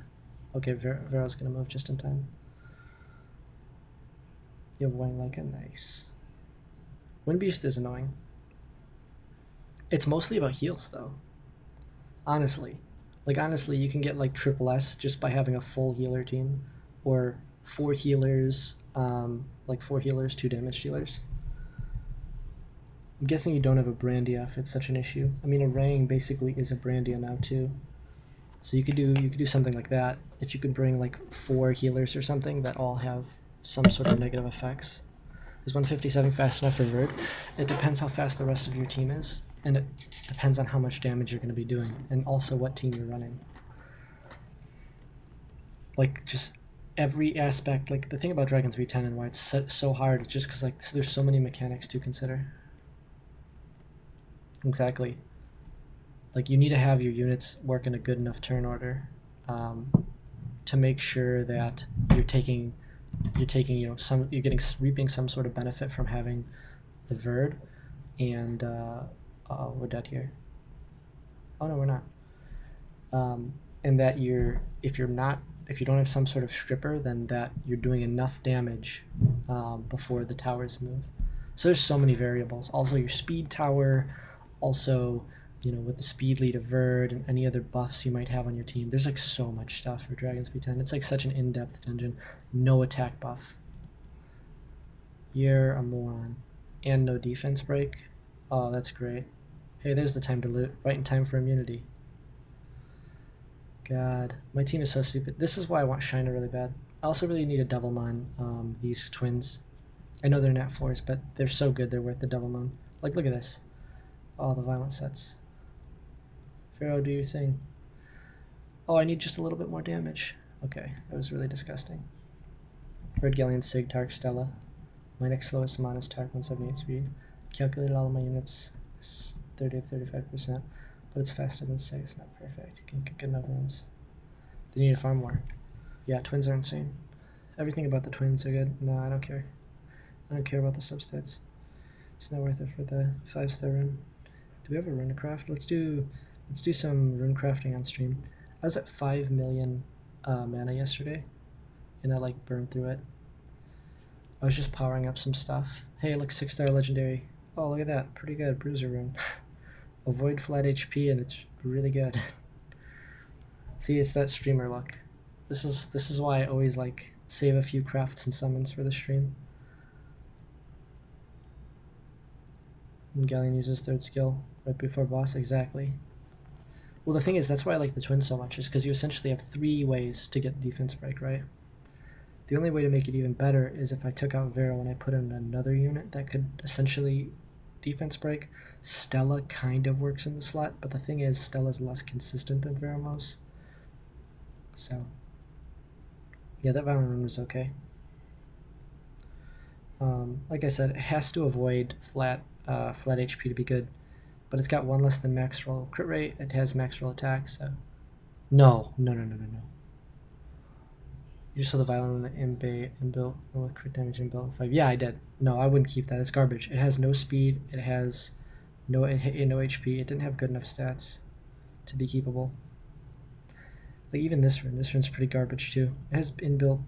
I kept this only because if it double rolls crit rate and single rolls defense and then rolls crit damage when I bring it to plus 12, it's good enough for a violent damage dealer.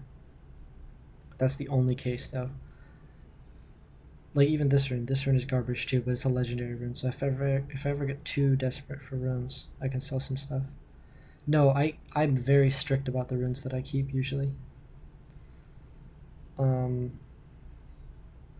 even some of this stuff I don't like. Like I keep really reluctantly. Like this rune is nice. This has potential. Like this, I could just re-up the crap out of it since it has a max crit damage roll. This could be a Beast Monk rune. This could be a Wind Monkey rune. This could be a rune for so many different like bruiser units. So, but for the most part, like I sell even these 5-star runes. Like I hate all these runes so much. I'm so picky about runes. As I like go past so many bad runes, this rune's pretty okay. I think this was purple rune. Yeah. I've got a few decent revenge runes. This rune like pissed me off. This was a purple rune too. No, it was a blue rune. Never mind. I rolled pretty good for a blue rune. Yeah. For the most part though, I'm picky about my runes. I'm looking for support revenge runes for like Mav and some other monsters for TOA. And other than that, it's like I'm in there for violent runes for very specific monsters. So my box, right? Let's see, who do I want Violet on most? I want Violet Rakan eventually just to like play around with for stuff. For my DB10, I plan to run Double Tark Galleon +1. I don't know which one, maybe Hua. I don't like Hua for Dragon's B10 for speedrun. Hua needs to have a lot of damage in order to be really good for Dragon's B10. And so do your Tarks. Your Tarks have to have a lot of damage too. As you can see here, I've tried a whole number of Tark teams. Double Tark, it's really awkward, and your rune quality needs to be on point. It's why so many people who are even like in high Guardian ranks, like they have really insane runes and grinds on their Tarks. So I'm gonna do a Dragon's run, and I'll be back in like a minute or something, or less than that.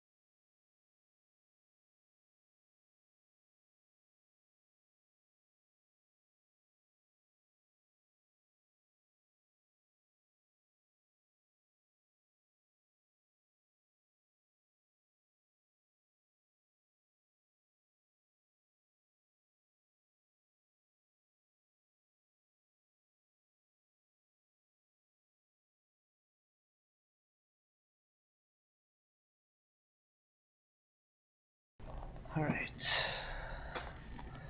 Yeah, Double Tark works. I mean, like, Double Tark Stella can be good. The thing is, you can't... The reason why Double Tark should be good is because it should give you extra defense breaks, extra Verd hits, and all that kind of stuff. But that's not what it ever does, or at least in my case. I'm not exactly sure what I should run. Stella's good. I really like Stella there. If you can get her like high speed on attack or damage attack, like better than this build. This build is garbage. This is like my filler run build that I have around right now because I needed extra units for Guild Siege, but I would definitely want her like 40 more speed. This one has been stuck in my head all day. No. What song do you want to play? No, if you request the song, I'm gonna get demonetized on YouTube. Not that I'm monetized yet, but I can't monetize a stream that has songs playing. I got like instant copyright claims from Monster Cat when I uploaded my previous one, even though it says you're free to play the music on your stream and videos as long as you like put attributions in the detail section. And I was like, that's kind of weird. No, I know that's how it is. I understand because I've dealt with that kind of thing before. But I gave full attribution and I tried to send a counterclaim saying, hey, they said it's okay as long as I give them full credit and I don't try to monetize this video until I'm on their on their whitelist for available songs. As long as I'm not monetizing it, I'm allowed to use their music. But I wasn't gonna deal with it. And I said whatever, just screw it, remove the audio. And it was like the first 3 minutes of the stream or something. It was like nothing. It was like a ridiculously short amount of time that it was playing. So. But yeah, Stella like this, but like plus 20 or 30 more speed. I think the crit damage is okay. The attack could be higher, I guess. Exactly. Well, no, and it wasn't even about me playing music. It was so that people had something to listen to while watching the stream. I honestly didn't care about the music. I know that some people are, weird about that and they want to constantly hear something in the background. But that's why I never shut up. The trick is if you never shut up, there's always something to listen to, right? And that's like my Twitch streaming philosophy and my video making philosophy too. So like, I guess my Stella has the same runes as my Sabrina, pretty much. My Sabrina's like 5 or 6 speed faster, or 5 speed faster, and has more crit damage, but like, they've got about the same runes. They're both on Swift Blade, so yeah, my Stella's kind of meh. But yeah, I like Stella for Dragon Speed 10, but like I said, I don't know if I even like Double Tark. A team that I was doing before that actually worked surprisingly well when I was doing it, but again, this team also worries a little bit about Galleon AI and can sometimes be inconsistent as this team. This is like the highest consistency I saw. Slot 1 will run 9 speed. That's a really weird rune. You can if you want, but honestly, if you're using will runes and you're using them in PvP, you should have really high standards for what you use. Like, let me show you my garbage will runes on my Rakan, because I have Rakan on will just because I needed him on will. Like, these are garbage runes, but this is like what I settled for. But like I said, you gotta have like high standards for runes, and this was a blue rune, so like this is my base standard. Since chilling can strip, yeah. The thing is, it's like a 130 runtime. If it's fast, it could be 120. So you're like sacrificing 20 seconds on the time, although the consistency of that team is really, really good if your runes are good enough. The important thing is like turn order. So you want your chilling to be move right before the Verd, right? So your turn order would be Galleon, Stella, Tark, Chilling Verd. That would be your turn order ideally. You would want your Galleon like 200 speed or more. Your Tark would be whatever right after Stella. Stella would be around 200 speed if you can get her there, and then Chilling would be right before the Verd, right after the Tark. So Chilling would be about 180 speed, 190 speed. But you want them to move really, really close together. You want them all to be pretty quick, and Verd, of course, you want them like just like 5 or 6 speed under Chilling. And you got to make sure you have the 55% accuracy for Galleon, Stella, and Chilling, and that's kind of where the rune requirements lie. You need really good damage, and you need to hit that accuracy cap, because if they're not consistently landing their stuff, it's not as good. Immunity is not as big of a problem as not landing the attack bar reduction when it comes to the Dragon stage. Ideally, with that team, you get to the boss stage, and Stella's going to move 2 times before the boss gets 1 turn, and that's pretty realistic with her at 180 speed or something like that, and with the Verd speed and the Verd speed lead. But you want to remove at least 2 times, and within those 2 times, you should have either attack bar reduction from Galleon, attack bar reduction from Stella, And in addition to one of those two, you need the slow from chilling. And from there, you can just kind of go ham. You can hit that 110 time sometimes. So you can do some crazy stuff with this team. The team that I ran that was probably my fastest ever, it was like a 50-second team or a 49-second team. I think it might have been this. Not super consistent, but very fast. And this was before they added the like new track your fastest times thing. My new fastest time is 53 based on that tracker. But I think I hit 49 seconds with this team. This team is not runed up correctly for Dragon Speed 10, so I'm not going to run it. But Vero does really good damage, and I love when people try to argue that he doesn't with me, because then I say, okay, let my Vero go through an RTA. My GB10 is 145 average. What should be my next step to reduce this time? Probably better rune quality. But in the case that you've been running it for 3 or 4 months and you've been farming like crazy, what's your team currently? Also, what's your box? In fact, if you want to, you can hop into channel 3750 and I go take a look at your box and your runes, just to check out what you have going for you. Because you might have one of those hidden gem units. What do I want to do? God, I hate teams like this because they're so weird. Like, this team could be so fast, but at the same time it might not be. Let's just take the safe route for once. It's unusual that I do this, but I'm going to take the safe route. I don't have a speed lead on my team though. Sig, Vero, Bella, Lagmaron, Megan. Now, unless you have a Galleon, getting a faster team than that isn't going to be huge. Your goal is to be able to run all dungeon team plus R5 considering speed team. What? What can you do other than dungeon first? What do you mean?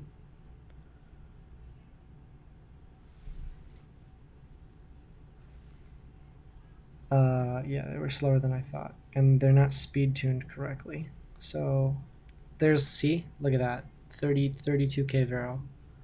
Speed buff, attack buff, and defense break. And that wasn't a squishy target. I guess that wasn't really a fair judgment of Vero. Vero does really good damage. What do you think of this rune? Slot 1, 5-star will, accuracy and build. It has speed. It has 18 speed. I'd keep it. Like, literally, that's all it needs.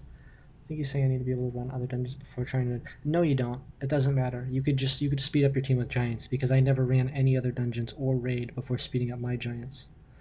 And my fastest giants team was 1 minute, I believe. Let's go ahead and take a look at this. Sorry, I don't ever check out this interface. Fastest time was 52 seconds. And yes, it had a galleon, but I never used any runes besides runes and giants. GB10 140 isn't bad, says asking him other dungeons. Other dungeon team, can he do it first? Oh. But that team is pretty good. Your biggest barrier for now is probably going to be the fact that you don't have a galleon in there. 3750, that's the channel. Violent runes are not important at all. You can go through this entire game and you can get to Conqueror 3, even G1 without violent runes. In fact, you're going to have a lot more consistency in this game if you don't rely on violent runes. The only reason I'm looking for violent runes is so that I can put it on my cleanser for raid 5. That's the only place in this game right now I'm really worried about violent runes. And here's my Lisa right now, 62%. Resistance is okay. Her speed is slower than I'd like her to be, and she's backline, so her defense and HP are good enough.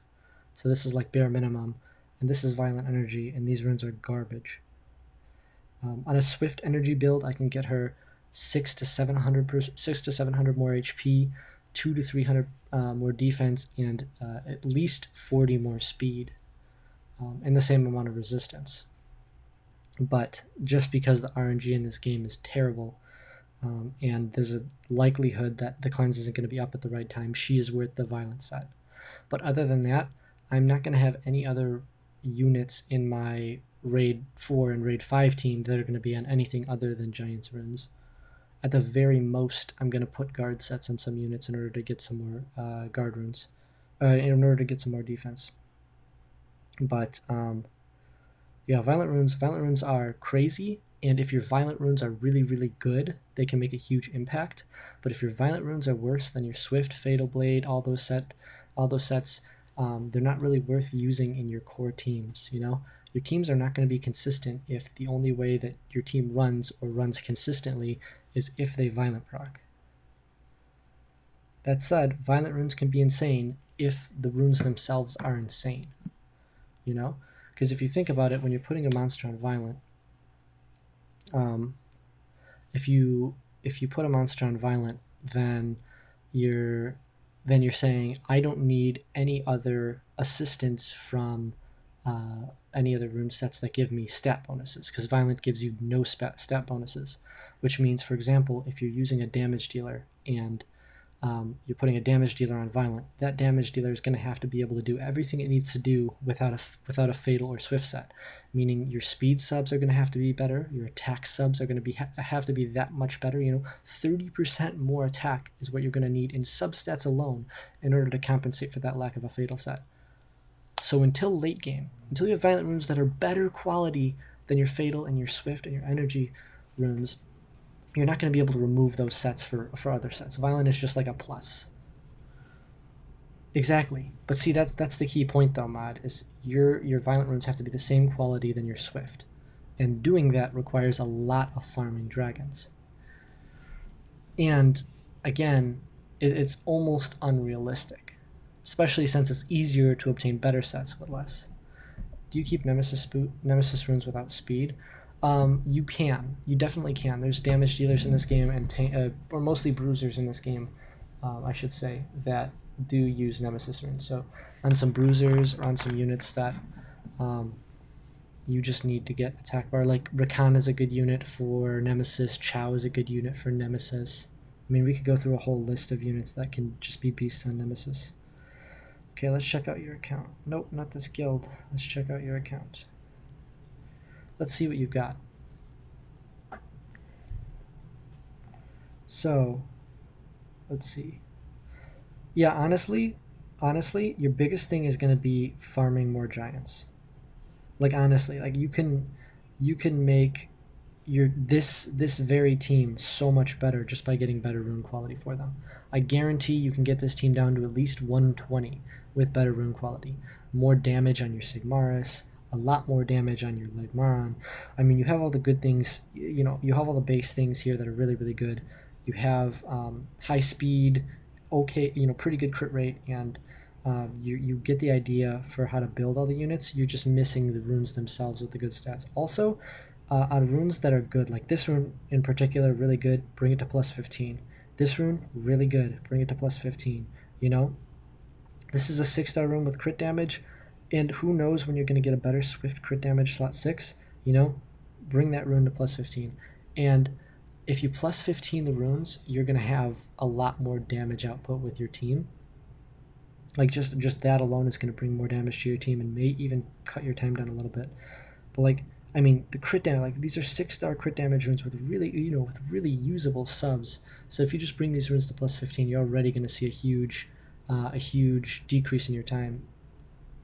That would be my first recommendation if you have the mana to do it. Yeah, your supports are good. Let's see.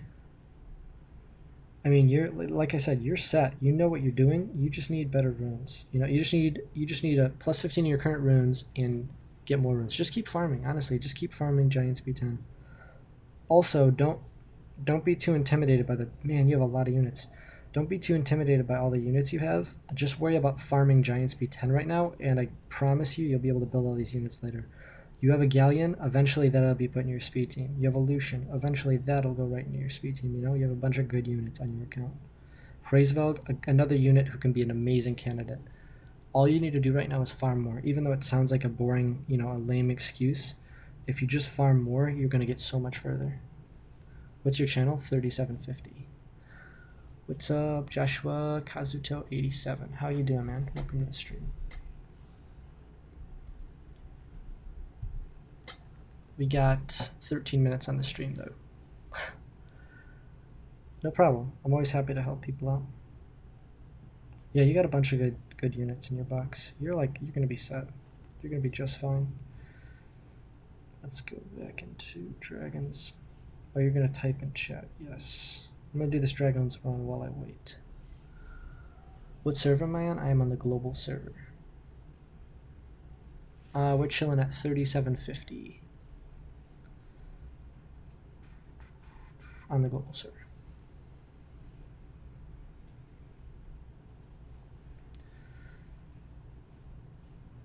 Rip. You on Europe or Asia?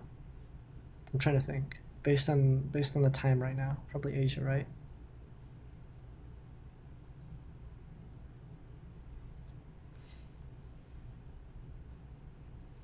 Europe. Okay.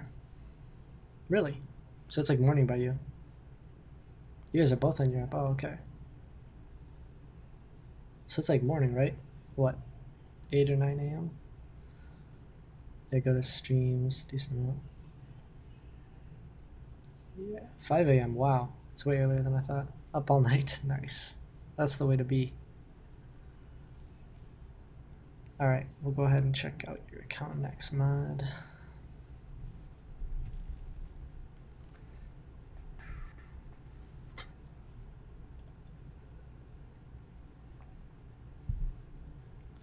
Is it a 5-star room? Jeez. That's why I'm here. 14 crystals infusing sig. Nice. 14k crystals infusing sig. Or 1.4k. Nice, dude. Why? Why be on a different server? I just feel like global server has so many more people. Like for a while I rocked an alternate server just to like screw around on, you know? 6-star legendary rune. I mean, it's still a keepable rune though. That's like a raid rune if you're desperate. What set is it for? Asia here though? Really? It's pretty good, sig. The first thing I always look at is like the speed of like buffers. You got Oki. Why do you have Oki runed up? Why do you have Oki 6-star but not Samath or Galleon or Theo? Oh man. Or Ciara. Or Katarina or Amir. Because my global account wasn't as lucky as Europe. Wusa by level 14. That doesn't matter though. People are too concerned about monsters. I mean, you could go through the entire game with net 4s. Even net 3s. That's sick though. Congrats on Chasun and Galleon. Welcome to the Chasun Club.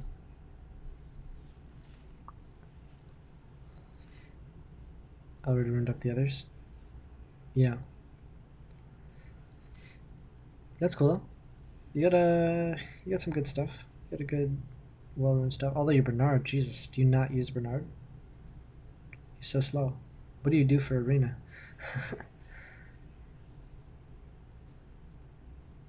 And you have him on violent too. So I'm guessing you spend more time in dragons than you do in giants, because that's what it looks like just based on your rune quality and monster box. Unless you just craft a bunch of dragons runes. But some net 5s can apply. Yeah, no, there's some net 5s that are very definitively game changing. Like it's like getting the net 5 will make your game. There's also a lot of net 4s that are game changing too. You're not at a point to consider RTA. I know. That's why I don't understand the Okeanos. But Galleon's really good. Galleon will help your teams, make your teams faster. Mostly giants. I think your account needs giants so bad, dude. Man. Nothing like... I see that so often lately. Everyone's such like a Vio rune extremist. Ariel carried me through early game. Yeah, Ariel's a really good early game monster. Like just the sick heals.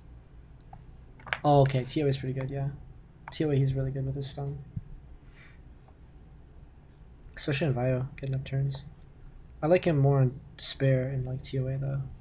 The silence in TOA is what's really nuts because there's so many units where like silence just shuts them down. Do we have any guild war or anything? No. You have nothing. We've had like no guild wars lately. People in this guild are like not on point. What 308 AoE, 3-star AoE do you recommend in place of Lucian? None. If you're looking for a direct replacement to Lucian, there isn't gonna be one. I'm sorry to burst your bubble. If you're looking for an early game damage dealer that's gonna help you out, Magic Knight does pretty good damage and has a lot of utility for a lot of the early game areas of the game, as well as having an attack buff. So if you're in a position to really build a damage dealer or a speed team or something like that, Lapis can do a lot. She's not going to replace Lucian. She's not going to be as fast as Lucian though. Can you send a pic of your box? Yeah, sure. Wondering if you have the mons to do TOA hard. It's yeah, the mons are important for TOA hard. The runes are just as important. Exactly. Well, and Tashar's still not a replacement for Lucian because you still need it. The thing is, if you want to say Tashar's a replacement for Lucian, I mean, Julie's an even better replacement for Lucian.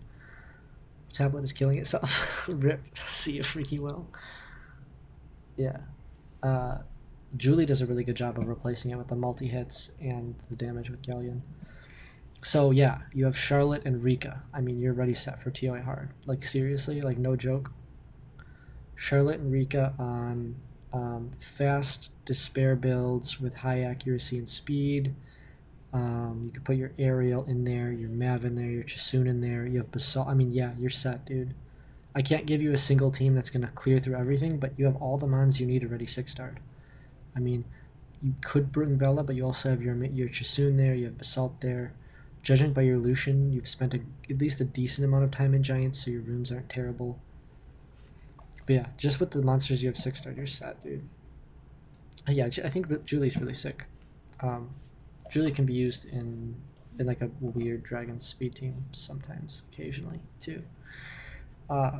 Not with high consistency unless your runes are nuts. But let's look at 3-stars though. Let's just look at 3-stars with damage, with good damage output. If you're looking for single target ignore defense, like one good way to, where do I use Jasun? Just got her. She's good for early game. I mean, you can put her in your Giants team if you're struggling with Giants B10, and she'll help you with a lot of healing. Just finish the Sig fusion. Nice, dude. Rats. Yeah, Jasun, you could use her everywhere, but if you're in early game, you can use her in Giants. You can use her in Arena. She's a good attack buff. Yeah, she's pretty much good for the entire game. Later in the game, she's going to be insane for Rift Beast and Raid. She's good in TOA. She's good in literally everywhere. I can't think of a place where you don't want Jasun. Oh, Dragons. Dragons and Necro are the only place where Jasun isn't good. And even in Dragons, I've seen a Jasun in a team before, but I wouldn't recommend it. I just pulled the Jasun too. I'm so happy. I'm really happy about that Jasun pull. That was like the best summoning session I've had after a TOA. It's so good. Usually TOA scrolls, it's like, okay, can I get this 3-star fusion monster so that I can fuse a skill up for one of my monsters? Or if I get a nat for it, can it be skill up for a niche unit?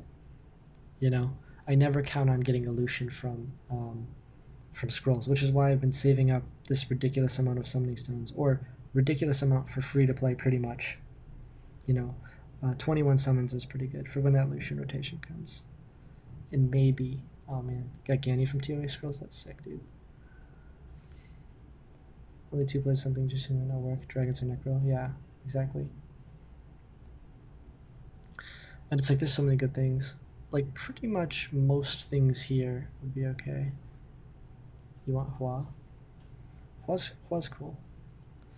Hua's cool. I don't use Hua really. I have Hua 6-starred on my Leica account currently. But I don't use Hua because I also have a Leica. Hua's cool in some places. I think Hua, I don't know. Hua's just weird for me. I want Lucian? Yeah, exactly. Everybody wants Lucian. Lucian is like the only thing keeping me from being like Conqueror 1, Conqueror 2 level. Like seriously, because I can get my Bernard to 285 speed if I put all my best Swift, or all my best runes, and I'd put him on a Swift Broken set. If I put all my fastest runes on Bernard, I could get him to 285 speed.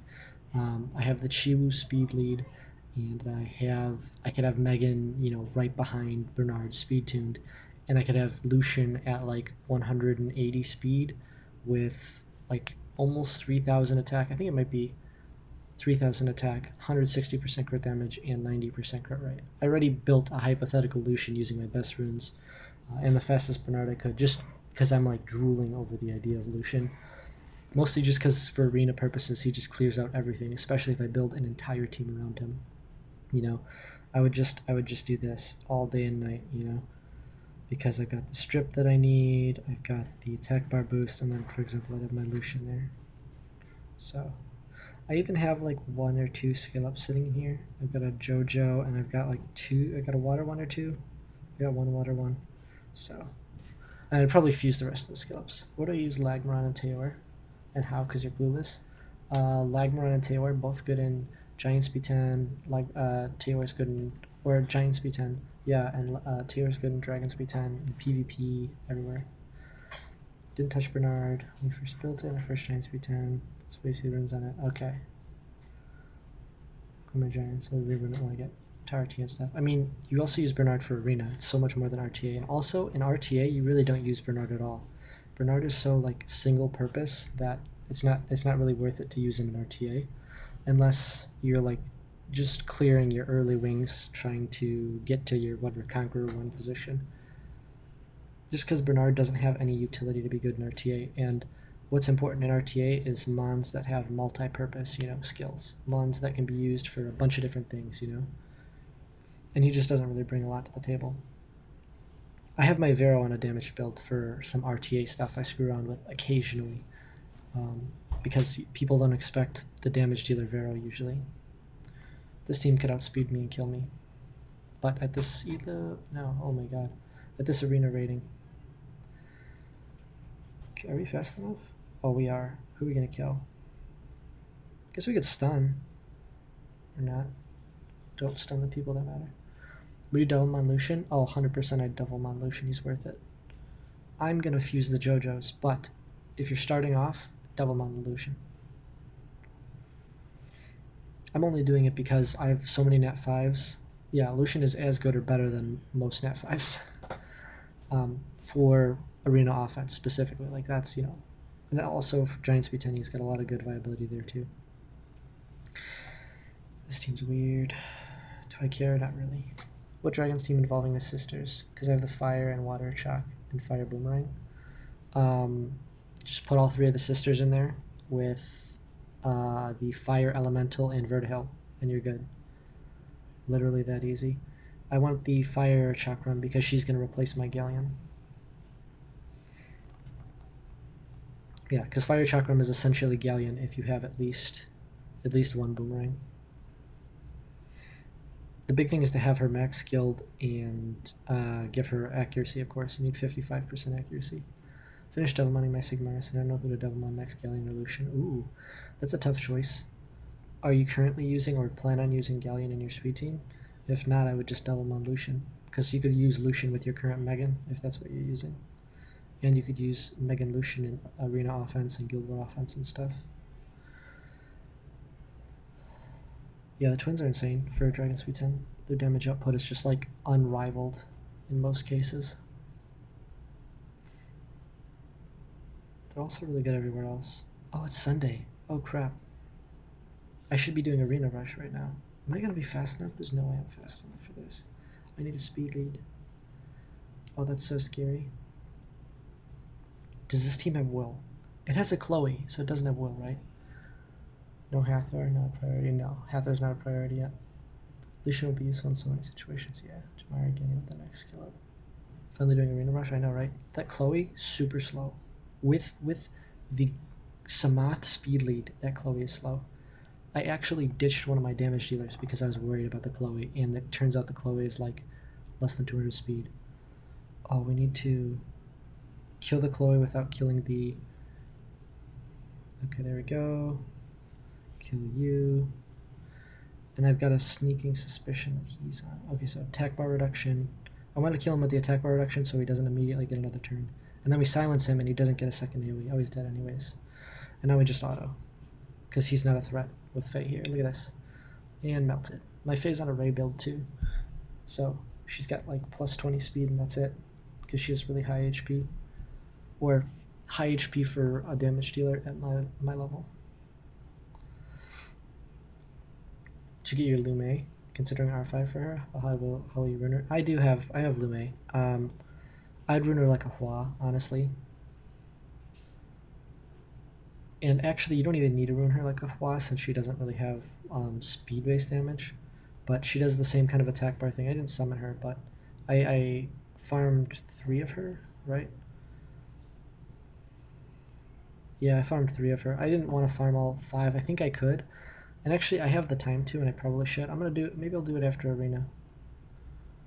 I'll probably do it after Arena Rush. I don't know. We'll see. I think I outspeed this team too. The only problem is Poseidon here is so bad. Just because the triple wind. I guess I bring Vero and pray at Vero stance. You could do HP crit damage attack with like what 15% accuracy, whatever the accuracy cap is for like raids. Also, you don't need to even think about R5 yet, dude. I feel like you just need to do some more dungeon farming first. What is Tosi used for, if anything at all? He's used for like Guild War Nuker.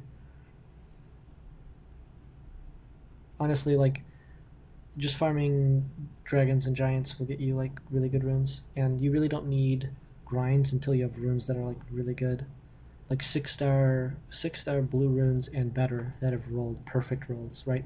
6-star blue runes with perfect rolls, 6-star purple runes with purple rolls, and of course 6-star legendary runes. Those are going to be the runes that are going to like want grinds, and if you don't have like a pretty decent amount of those runes, it's probably not worth it to do raid yet. Because raid is insane, don't get me wrong, but your runes have to match it. Like, for example, I have a lot of runes where there's a lot of speed, crit rate, and crit damage, and there's no attack. So having an attack grind and an attack enchant and an attack grind will make those units insane because they already have high speed, crit rate, and crit damage. Dragons and giants don't like me. Well, you need to make them like you. Farm them until they love you. Well, Faye has not hit any ignore defenses today. Faye, what are you doing? You used to like single-handedly carry me. Faye's the reason like I've almost hit Conqueror 1 so many times, just because like Faye's ignore defense. Like I used to have her on my best runes. No, I know it's RNG.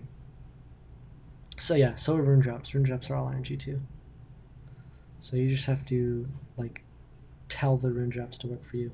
Oh, he's gonna hit my Poseidon, isn't he? No, he's gonna. Hopefully, he hits my Galleon instead.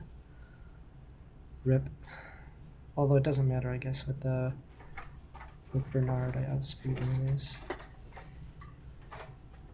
We have to kill Molong. No, we're not gonna kill Molong. Oh, double ignore defense on Perna though. That's pretty sick. And then reset. We reset Molong. Yep, we're good. Oh, we're all good. And he already torrented, so now he's gonna hit like a wet noodle. Like seriously, the bane of the Dragon Knight's existence is attack buff. If anyone's ever having trouble killing Dragon Knights or dealing with them, the best way to deal with them is like put an attack buff on them, and then they're useless. You see that? Chasun just healed Leo out of the ignore defense range. That's one reason why I don't like Chasun with Leo. Oh, I lose here. Can you proc Faye? No, we lost.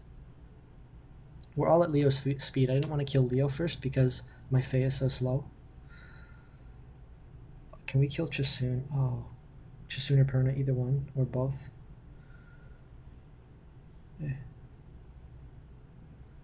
Sick Falling Blossoms. Oh, he's in torrent range now? Oh, he's a violent. Why do you put him on violent? I can't stand people who put their Leo on violent. Nope, no procs, we lose. Man, that was so close too. That was an RNG match for sure. If he didn't violent, we would have won there. Because he violented into torrent. I have so many crystals because TOA on my alt. That's so rip. Oh, you know why? Because I'm a moron. Because I used the Faye speed lead. Why am I using the Faye speed lead if there's a Leo?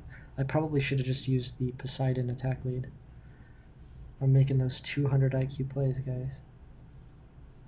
This one I for sure win. There's no way this Bastet is like 400 speed. Right?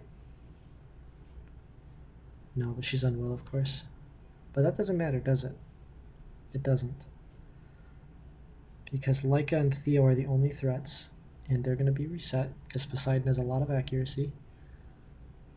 Oh my god, we popped Theo, really? Can we break that shield? Can we... God, I don't even know who I want to kill. Of course you ignored defense on Leica. Or on Theo. Double ignore defense on Theo. That's actually really substantial damage from... Of course you Justice Faye. Faye is tankier than my Galleon. And my Poseidon. Wait. This is so bogus. It's like he knows. Leica is like acting like a Theomers right now. This is such a rip arena rush too. I never had this crap of like an experience in arena. But this is why I don't rush. The answer to all of these defenses is Lucian. Let's find something easier. What? Oh, it's a Cecilia. What does she even do? Removes random beneficial effects. This stream has lasted longer than I thought it would. We're gonna have to end it soon, but I got started on this. Is this team gonna be on Will? That's the game we're playing today. We're playing, is this team gonna be on Will? Is my Chiwu ruined? Yes. Now we don't care. We'll just bomb all of them. See, but again, you have to deal with immunity if you bomb them. Which means you also need a stripper. Which means the stripper has to go before... your stripper has to go before your bombers. Like, you still get that... The thing is, you still have that accuracy check, and you still have to worry about immunity. Lucian, you don't have to worry about any of that. The only thing you have to worry about is whether or not he crits. So...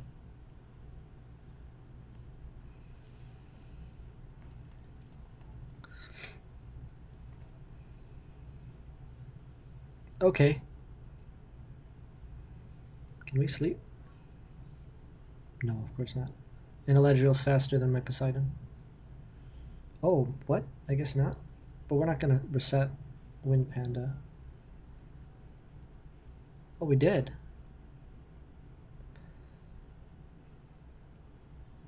Can we sleep? Oh, he's on revenge. Of course he is. And we kill Eladriel, so no revive for you.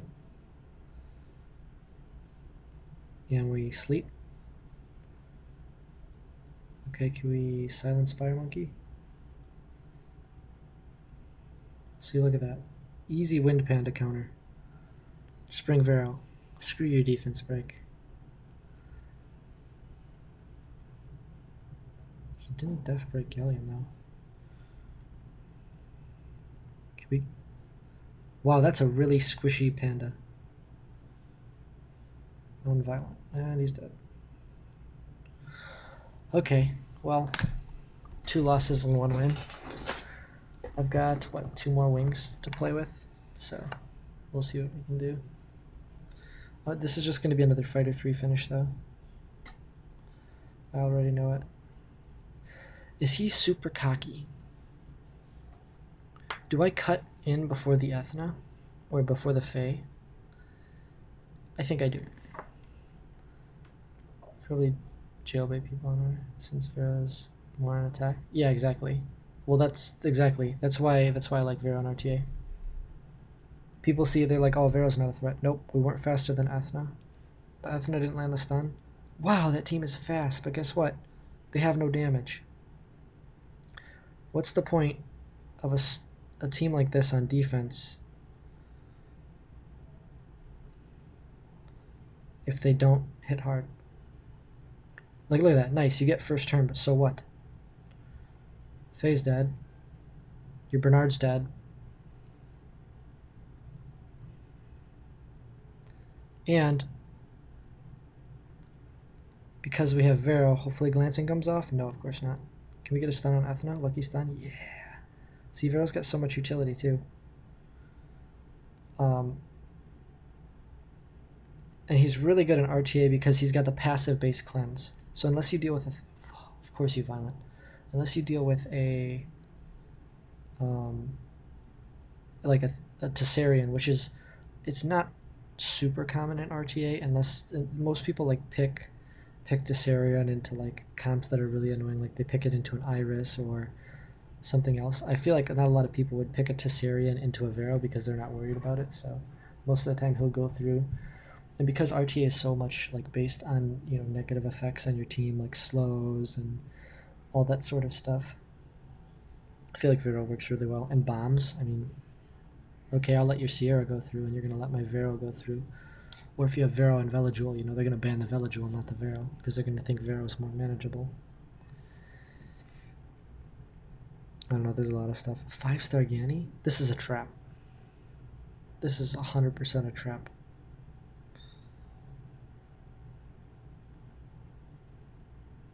Or is it on Will? Oh, this is so scary. Is this team on Will? They wouldn't use speed lead. They wouldn't use speed lead if it's on Will, right?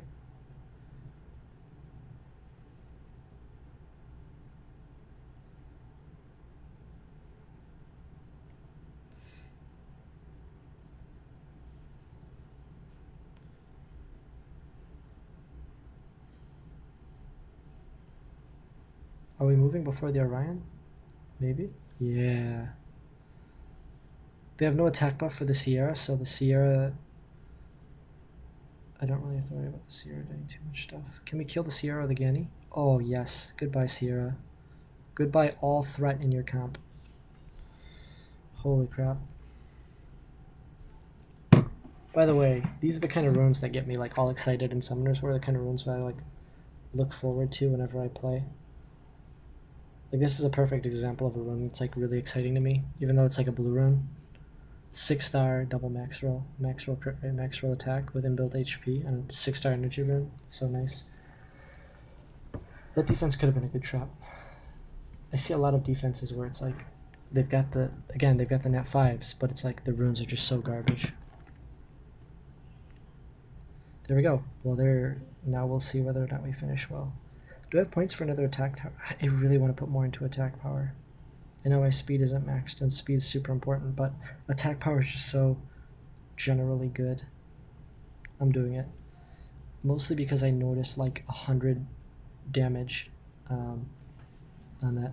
Yeah, I get runes like that all the time though. The big thing is, it's mainly because I farm a ridiculous amount. Like, I don't think people understand how much Summoners War I farm in a day. And I'm not even that good at the game. Well, I'm not even that, like, far into the game with the amount that I farm, you know? So you're doing Hall of Heroes? Oh yeah, I need to do that real quick. I've got like 2 hours and 15 minutes. I gotta finish this for dailies though. That's the thing. Oh man, rendering this video is gonna be the biggest bitch ever. It's gonna take like 3 or 4 hours to render this. Cause I don't do any downscaling on the quality of the video, so yeah, I play like 12 to 14 hours a day. Dailies you can get done in 5 to 10 minutes. Exactly. I might as well just get them done now. Most dailies you just naturally do in a day. I just get into the habit of it, but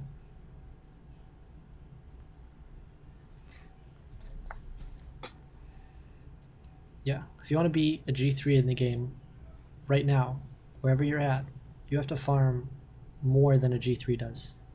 But you can't. But you have to try to anyways. You know? And crap, I know a lot of Guardian level players who don't farm anymore. They spend all their day doing RTA trying to be better than people. Yeah, Sisters are really good, especially since the Wind one is 5-star. The Wind one's really good because the Wind Chakram, because she ignores damage reduction effects, which includes the passives of the Water Golem. So the Water Golem, yeah. The Water Golem's passive reduces damage by 30%. All damage dealt to it by 30% when it's below, or 40% when it's below half life. So if you're using the Wind Chakram and she teams up with the Water Boomerang, who also has an insane passive, and you use that third skill, then the Water Boomerang is dealing 35% more, plus you're not dealing the 40% less, so you're doing 75% more damage by using those two when those two units attack together than you would have done with any other unit on comparable runes, with comparable stats, with comparable multipliers. And their multipliers are exceptional for being nat 4s with the stats that they have. So if you have good runes on your sisters and they team up, oh my god, the damage output is insane.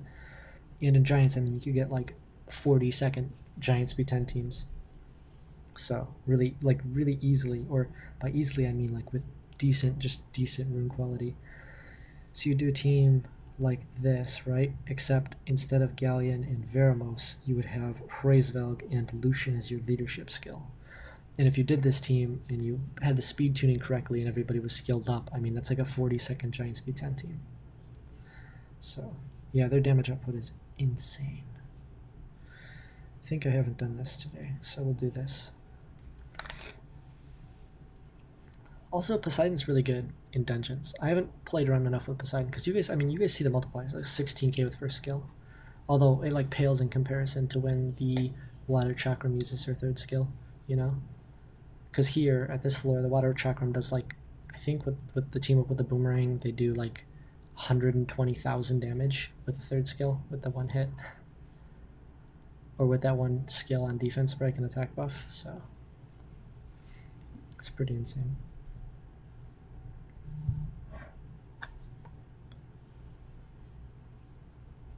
Okay.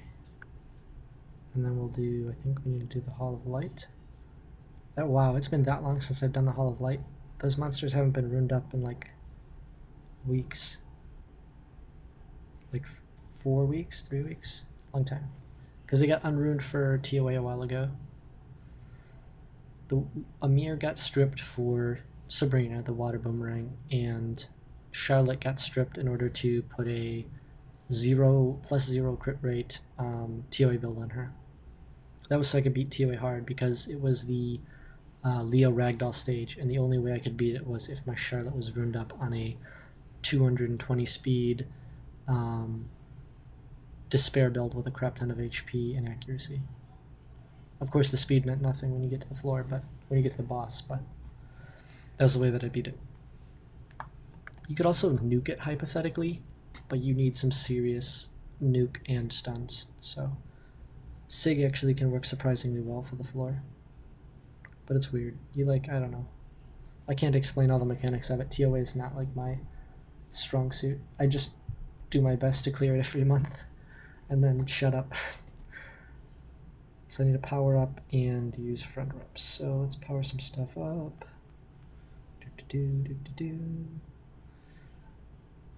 Let's give this lady a Devilmon. So I think we need second skill. No, second skill is good. Can this go into the third skill again? Are we going to get that lucky? Oh yeah. Only second skill and third skill so far. No matter what we do, we're going to max skiller. Just because the damage increase by... I mean, like that's a huge damage increase. 50% damage increase? Yeah. Yeah? Yeah. No. 40% damage increase on our first skill. Just by having skill ups. That's nuts. And the third skill damage, I mean, 20% doesn't sound like a lot, but it's like adding 20% crit damage to the unit, you know? The amount of damage you, like the way the damage calculation works, you're essentially adding like 20% crit damage to the unit by adding the 20% damage on the skill multiplier, the way that the multiplier goes. So now we have to do some of this. And I'm leveling up these monsters because I have to make my Zhongfei, because I don't have a tank for frontline raids. What am I doing? That's not a rep. Okay, we'll use the Leica account. The LD scroll. I really wish it gives me better stuff. It's irritating. I mean, for 3-star you can still get light Amazon, basalt, etc. Yet keep troll units. Yeah, I mean most of the LD Nat 3s are troll units. Most of the LD Nat 3s are units that aren't preferable. They're usable somehow, somewhere for fun, but they're not like the essential units or the units that are really good. I mean, also, like, if your LD lightning rate is extremely low, so the fact that I got light dark lightning off of one scroll is kind of insane, since it's like 1 out of every 18 or something like that. It's really, really low rates. Even it's like half the rate of the mystical scroll, or close to half of it.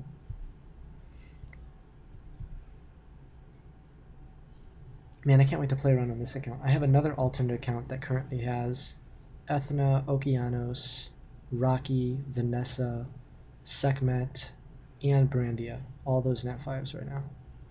And I just want to play with all those Nat 5s. But that account is like, it's not even in Giant Speed 10 yet. Just got really, really, really lucky. And of course, on alternate accounts. But I'm playing around with Ethna GB10, so we'll see how it goes.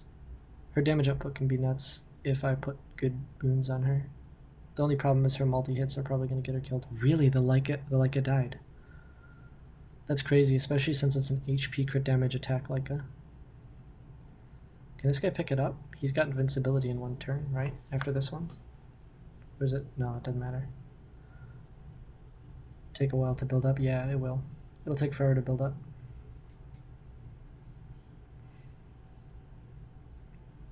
Some of these Chow reps. This is not a bad Chow rep.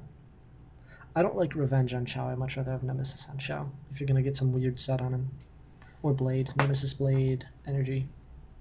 All good subsets. Yeah, building all those units will take forever, especially since all of them are like really rune demanding and all of them are like late game units. None of them are really progression based units, so I mean most of them are PvP. Yeah, all of them are PvP. So except Brandia. Brandia will be good for Rift Beasts, and that's probably about it. I don't see myself using her anywhere else. Look at this Chow go. I haven't seen him revenge once.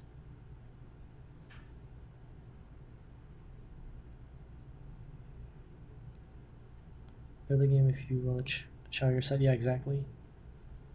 Any of the Dragon Knights early game, even Leo potentially can carry you through early game. I mean, he can't be used in Giants. I say, yeah, he really can't be used that well in Giants, but Chow, Leica, both of them really carry.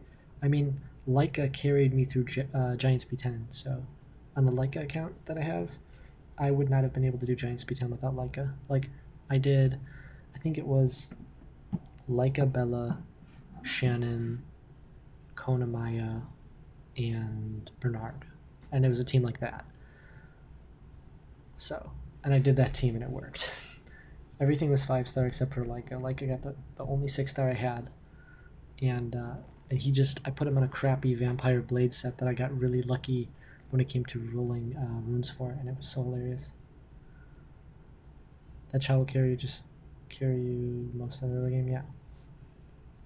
Yeah, that Chow in specific will, but you're not gonna have runes like that on your Chow. You're not gonna have violent runes on your Chow early game unless you spend money. Or you could put him on Fatal Energy. I really like Chow on Fatal Energy on an HP crit damage attack build. Or even HP crit damage HP. You know, if you get a few speed subs here and there. I mean, you only need like plus 50 speed or something, and he's set. I think I already had enough rep uses. Let's see. All right, 4 minutes, and I'm shutting down the stream for real. It's been 2.5 hours. This was supposed to be like a 30-minute stream where I finished TOA, normal, and summoned, and that was it.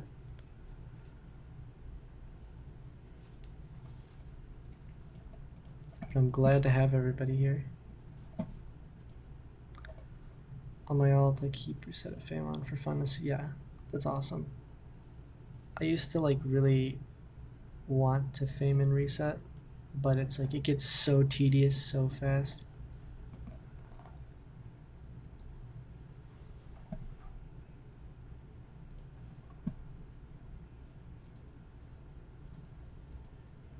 eventually it's just like, why am I doing this? Is this really worth it for a toy that I'm gonna play with like once a week?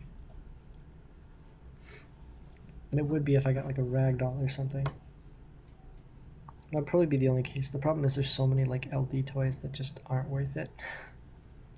Like, don't get me wrong, LD Nat 5s have, most of them have uses in a lot of places, or at least in one place where they really count, but there's some like there's some LDs that are very lackluster.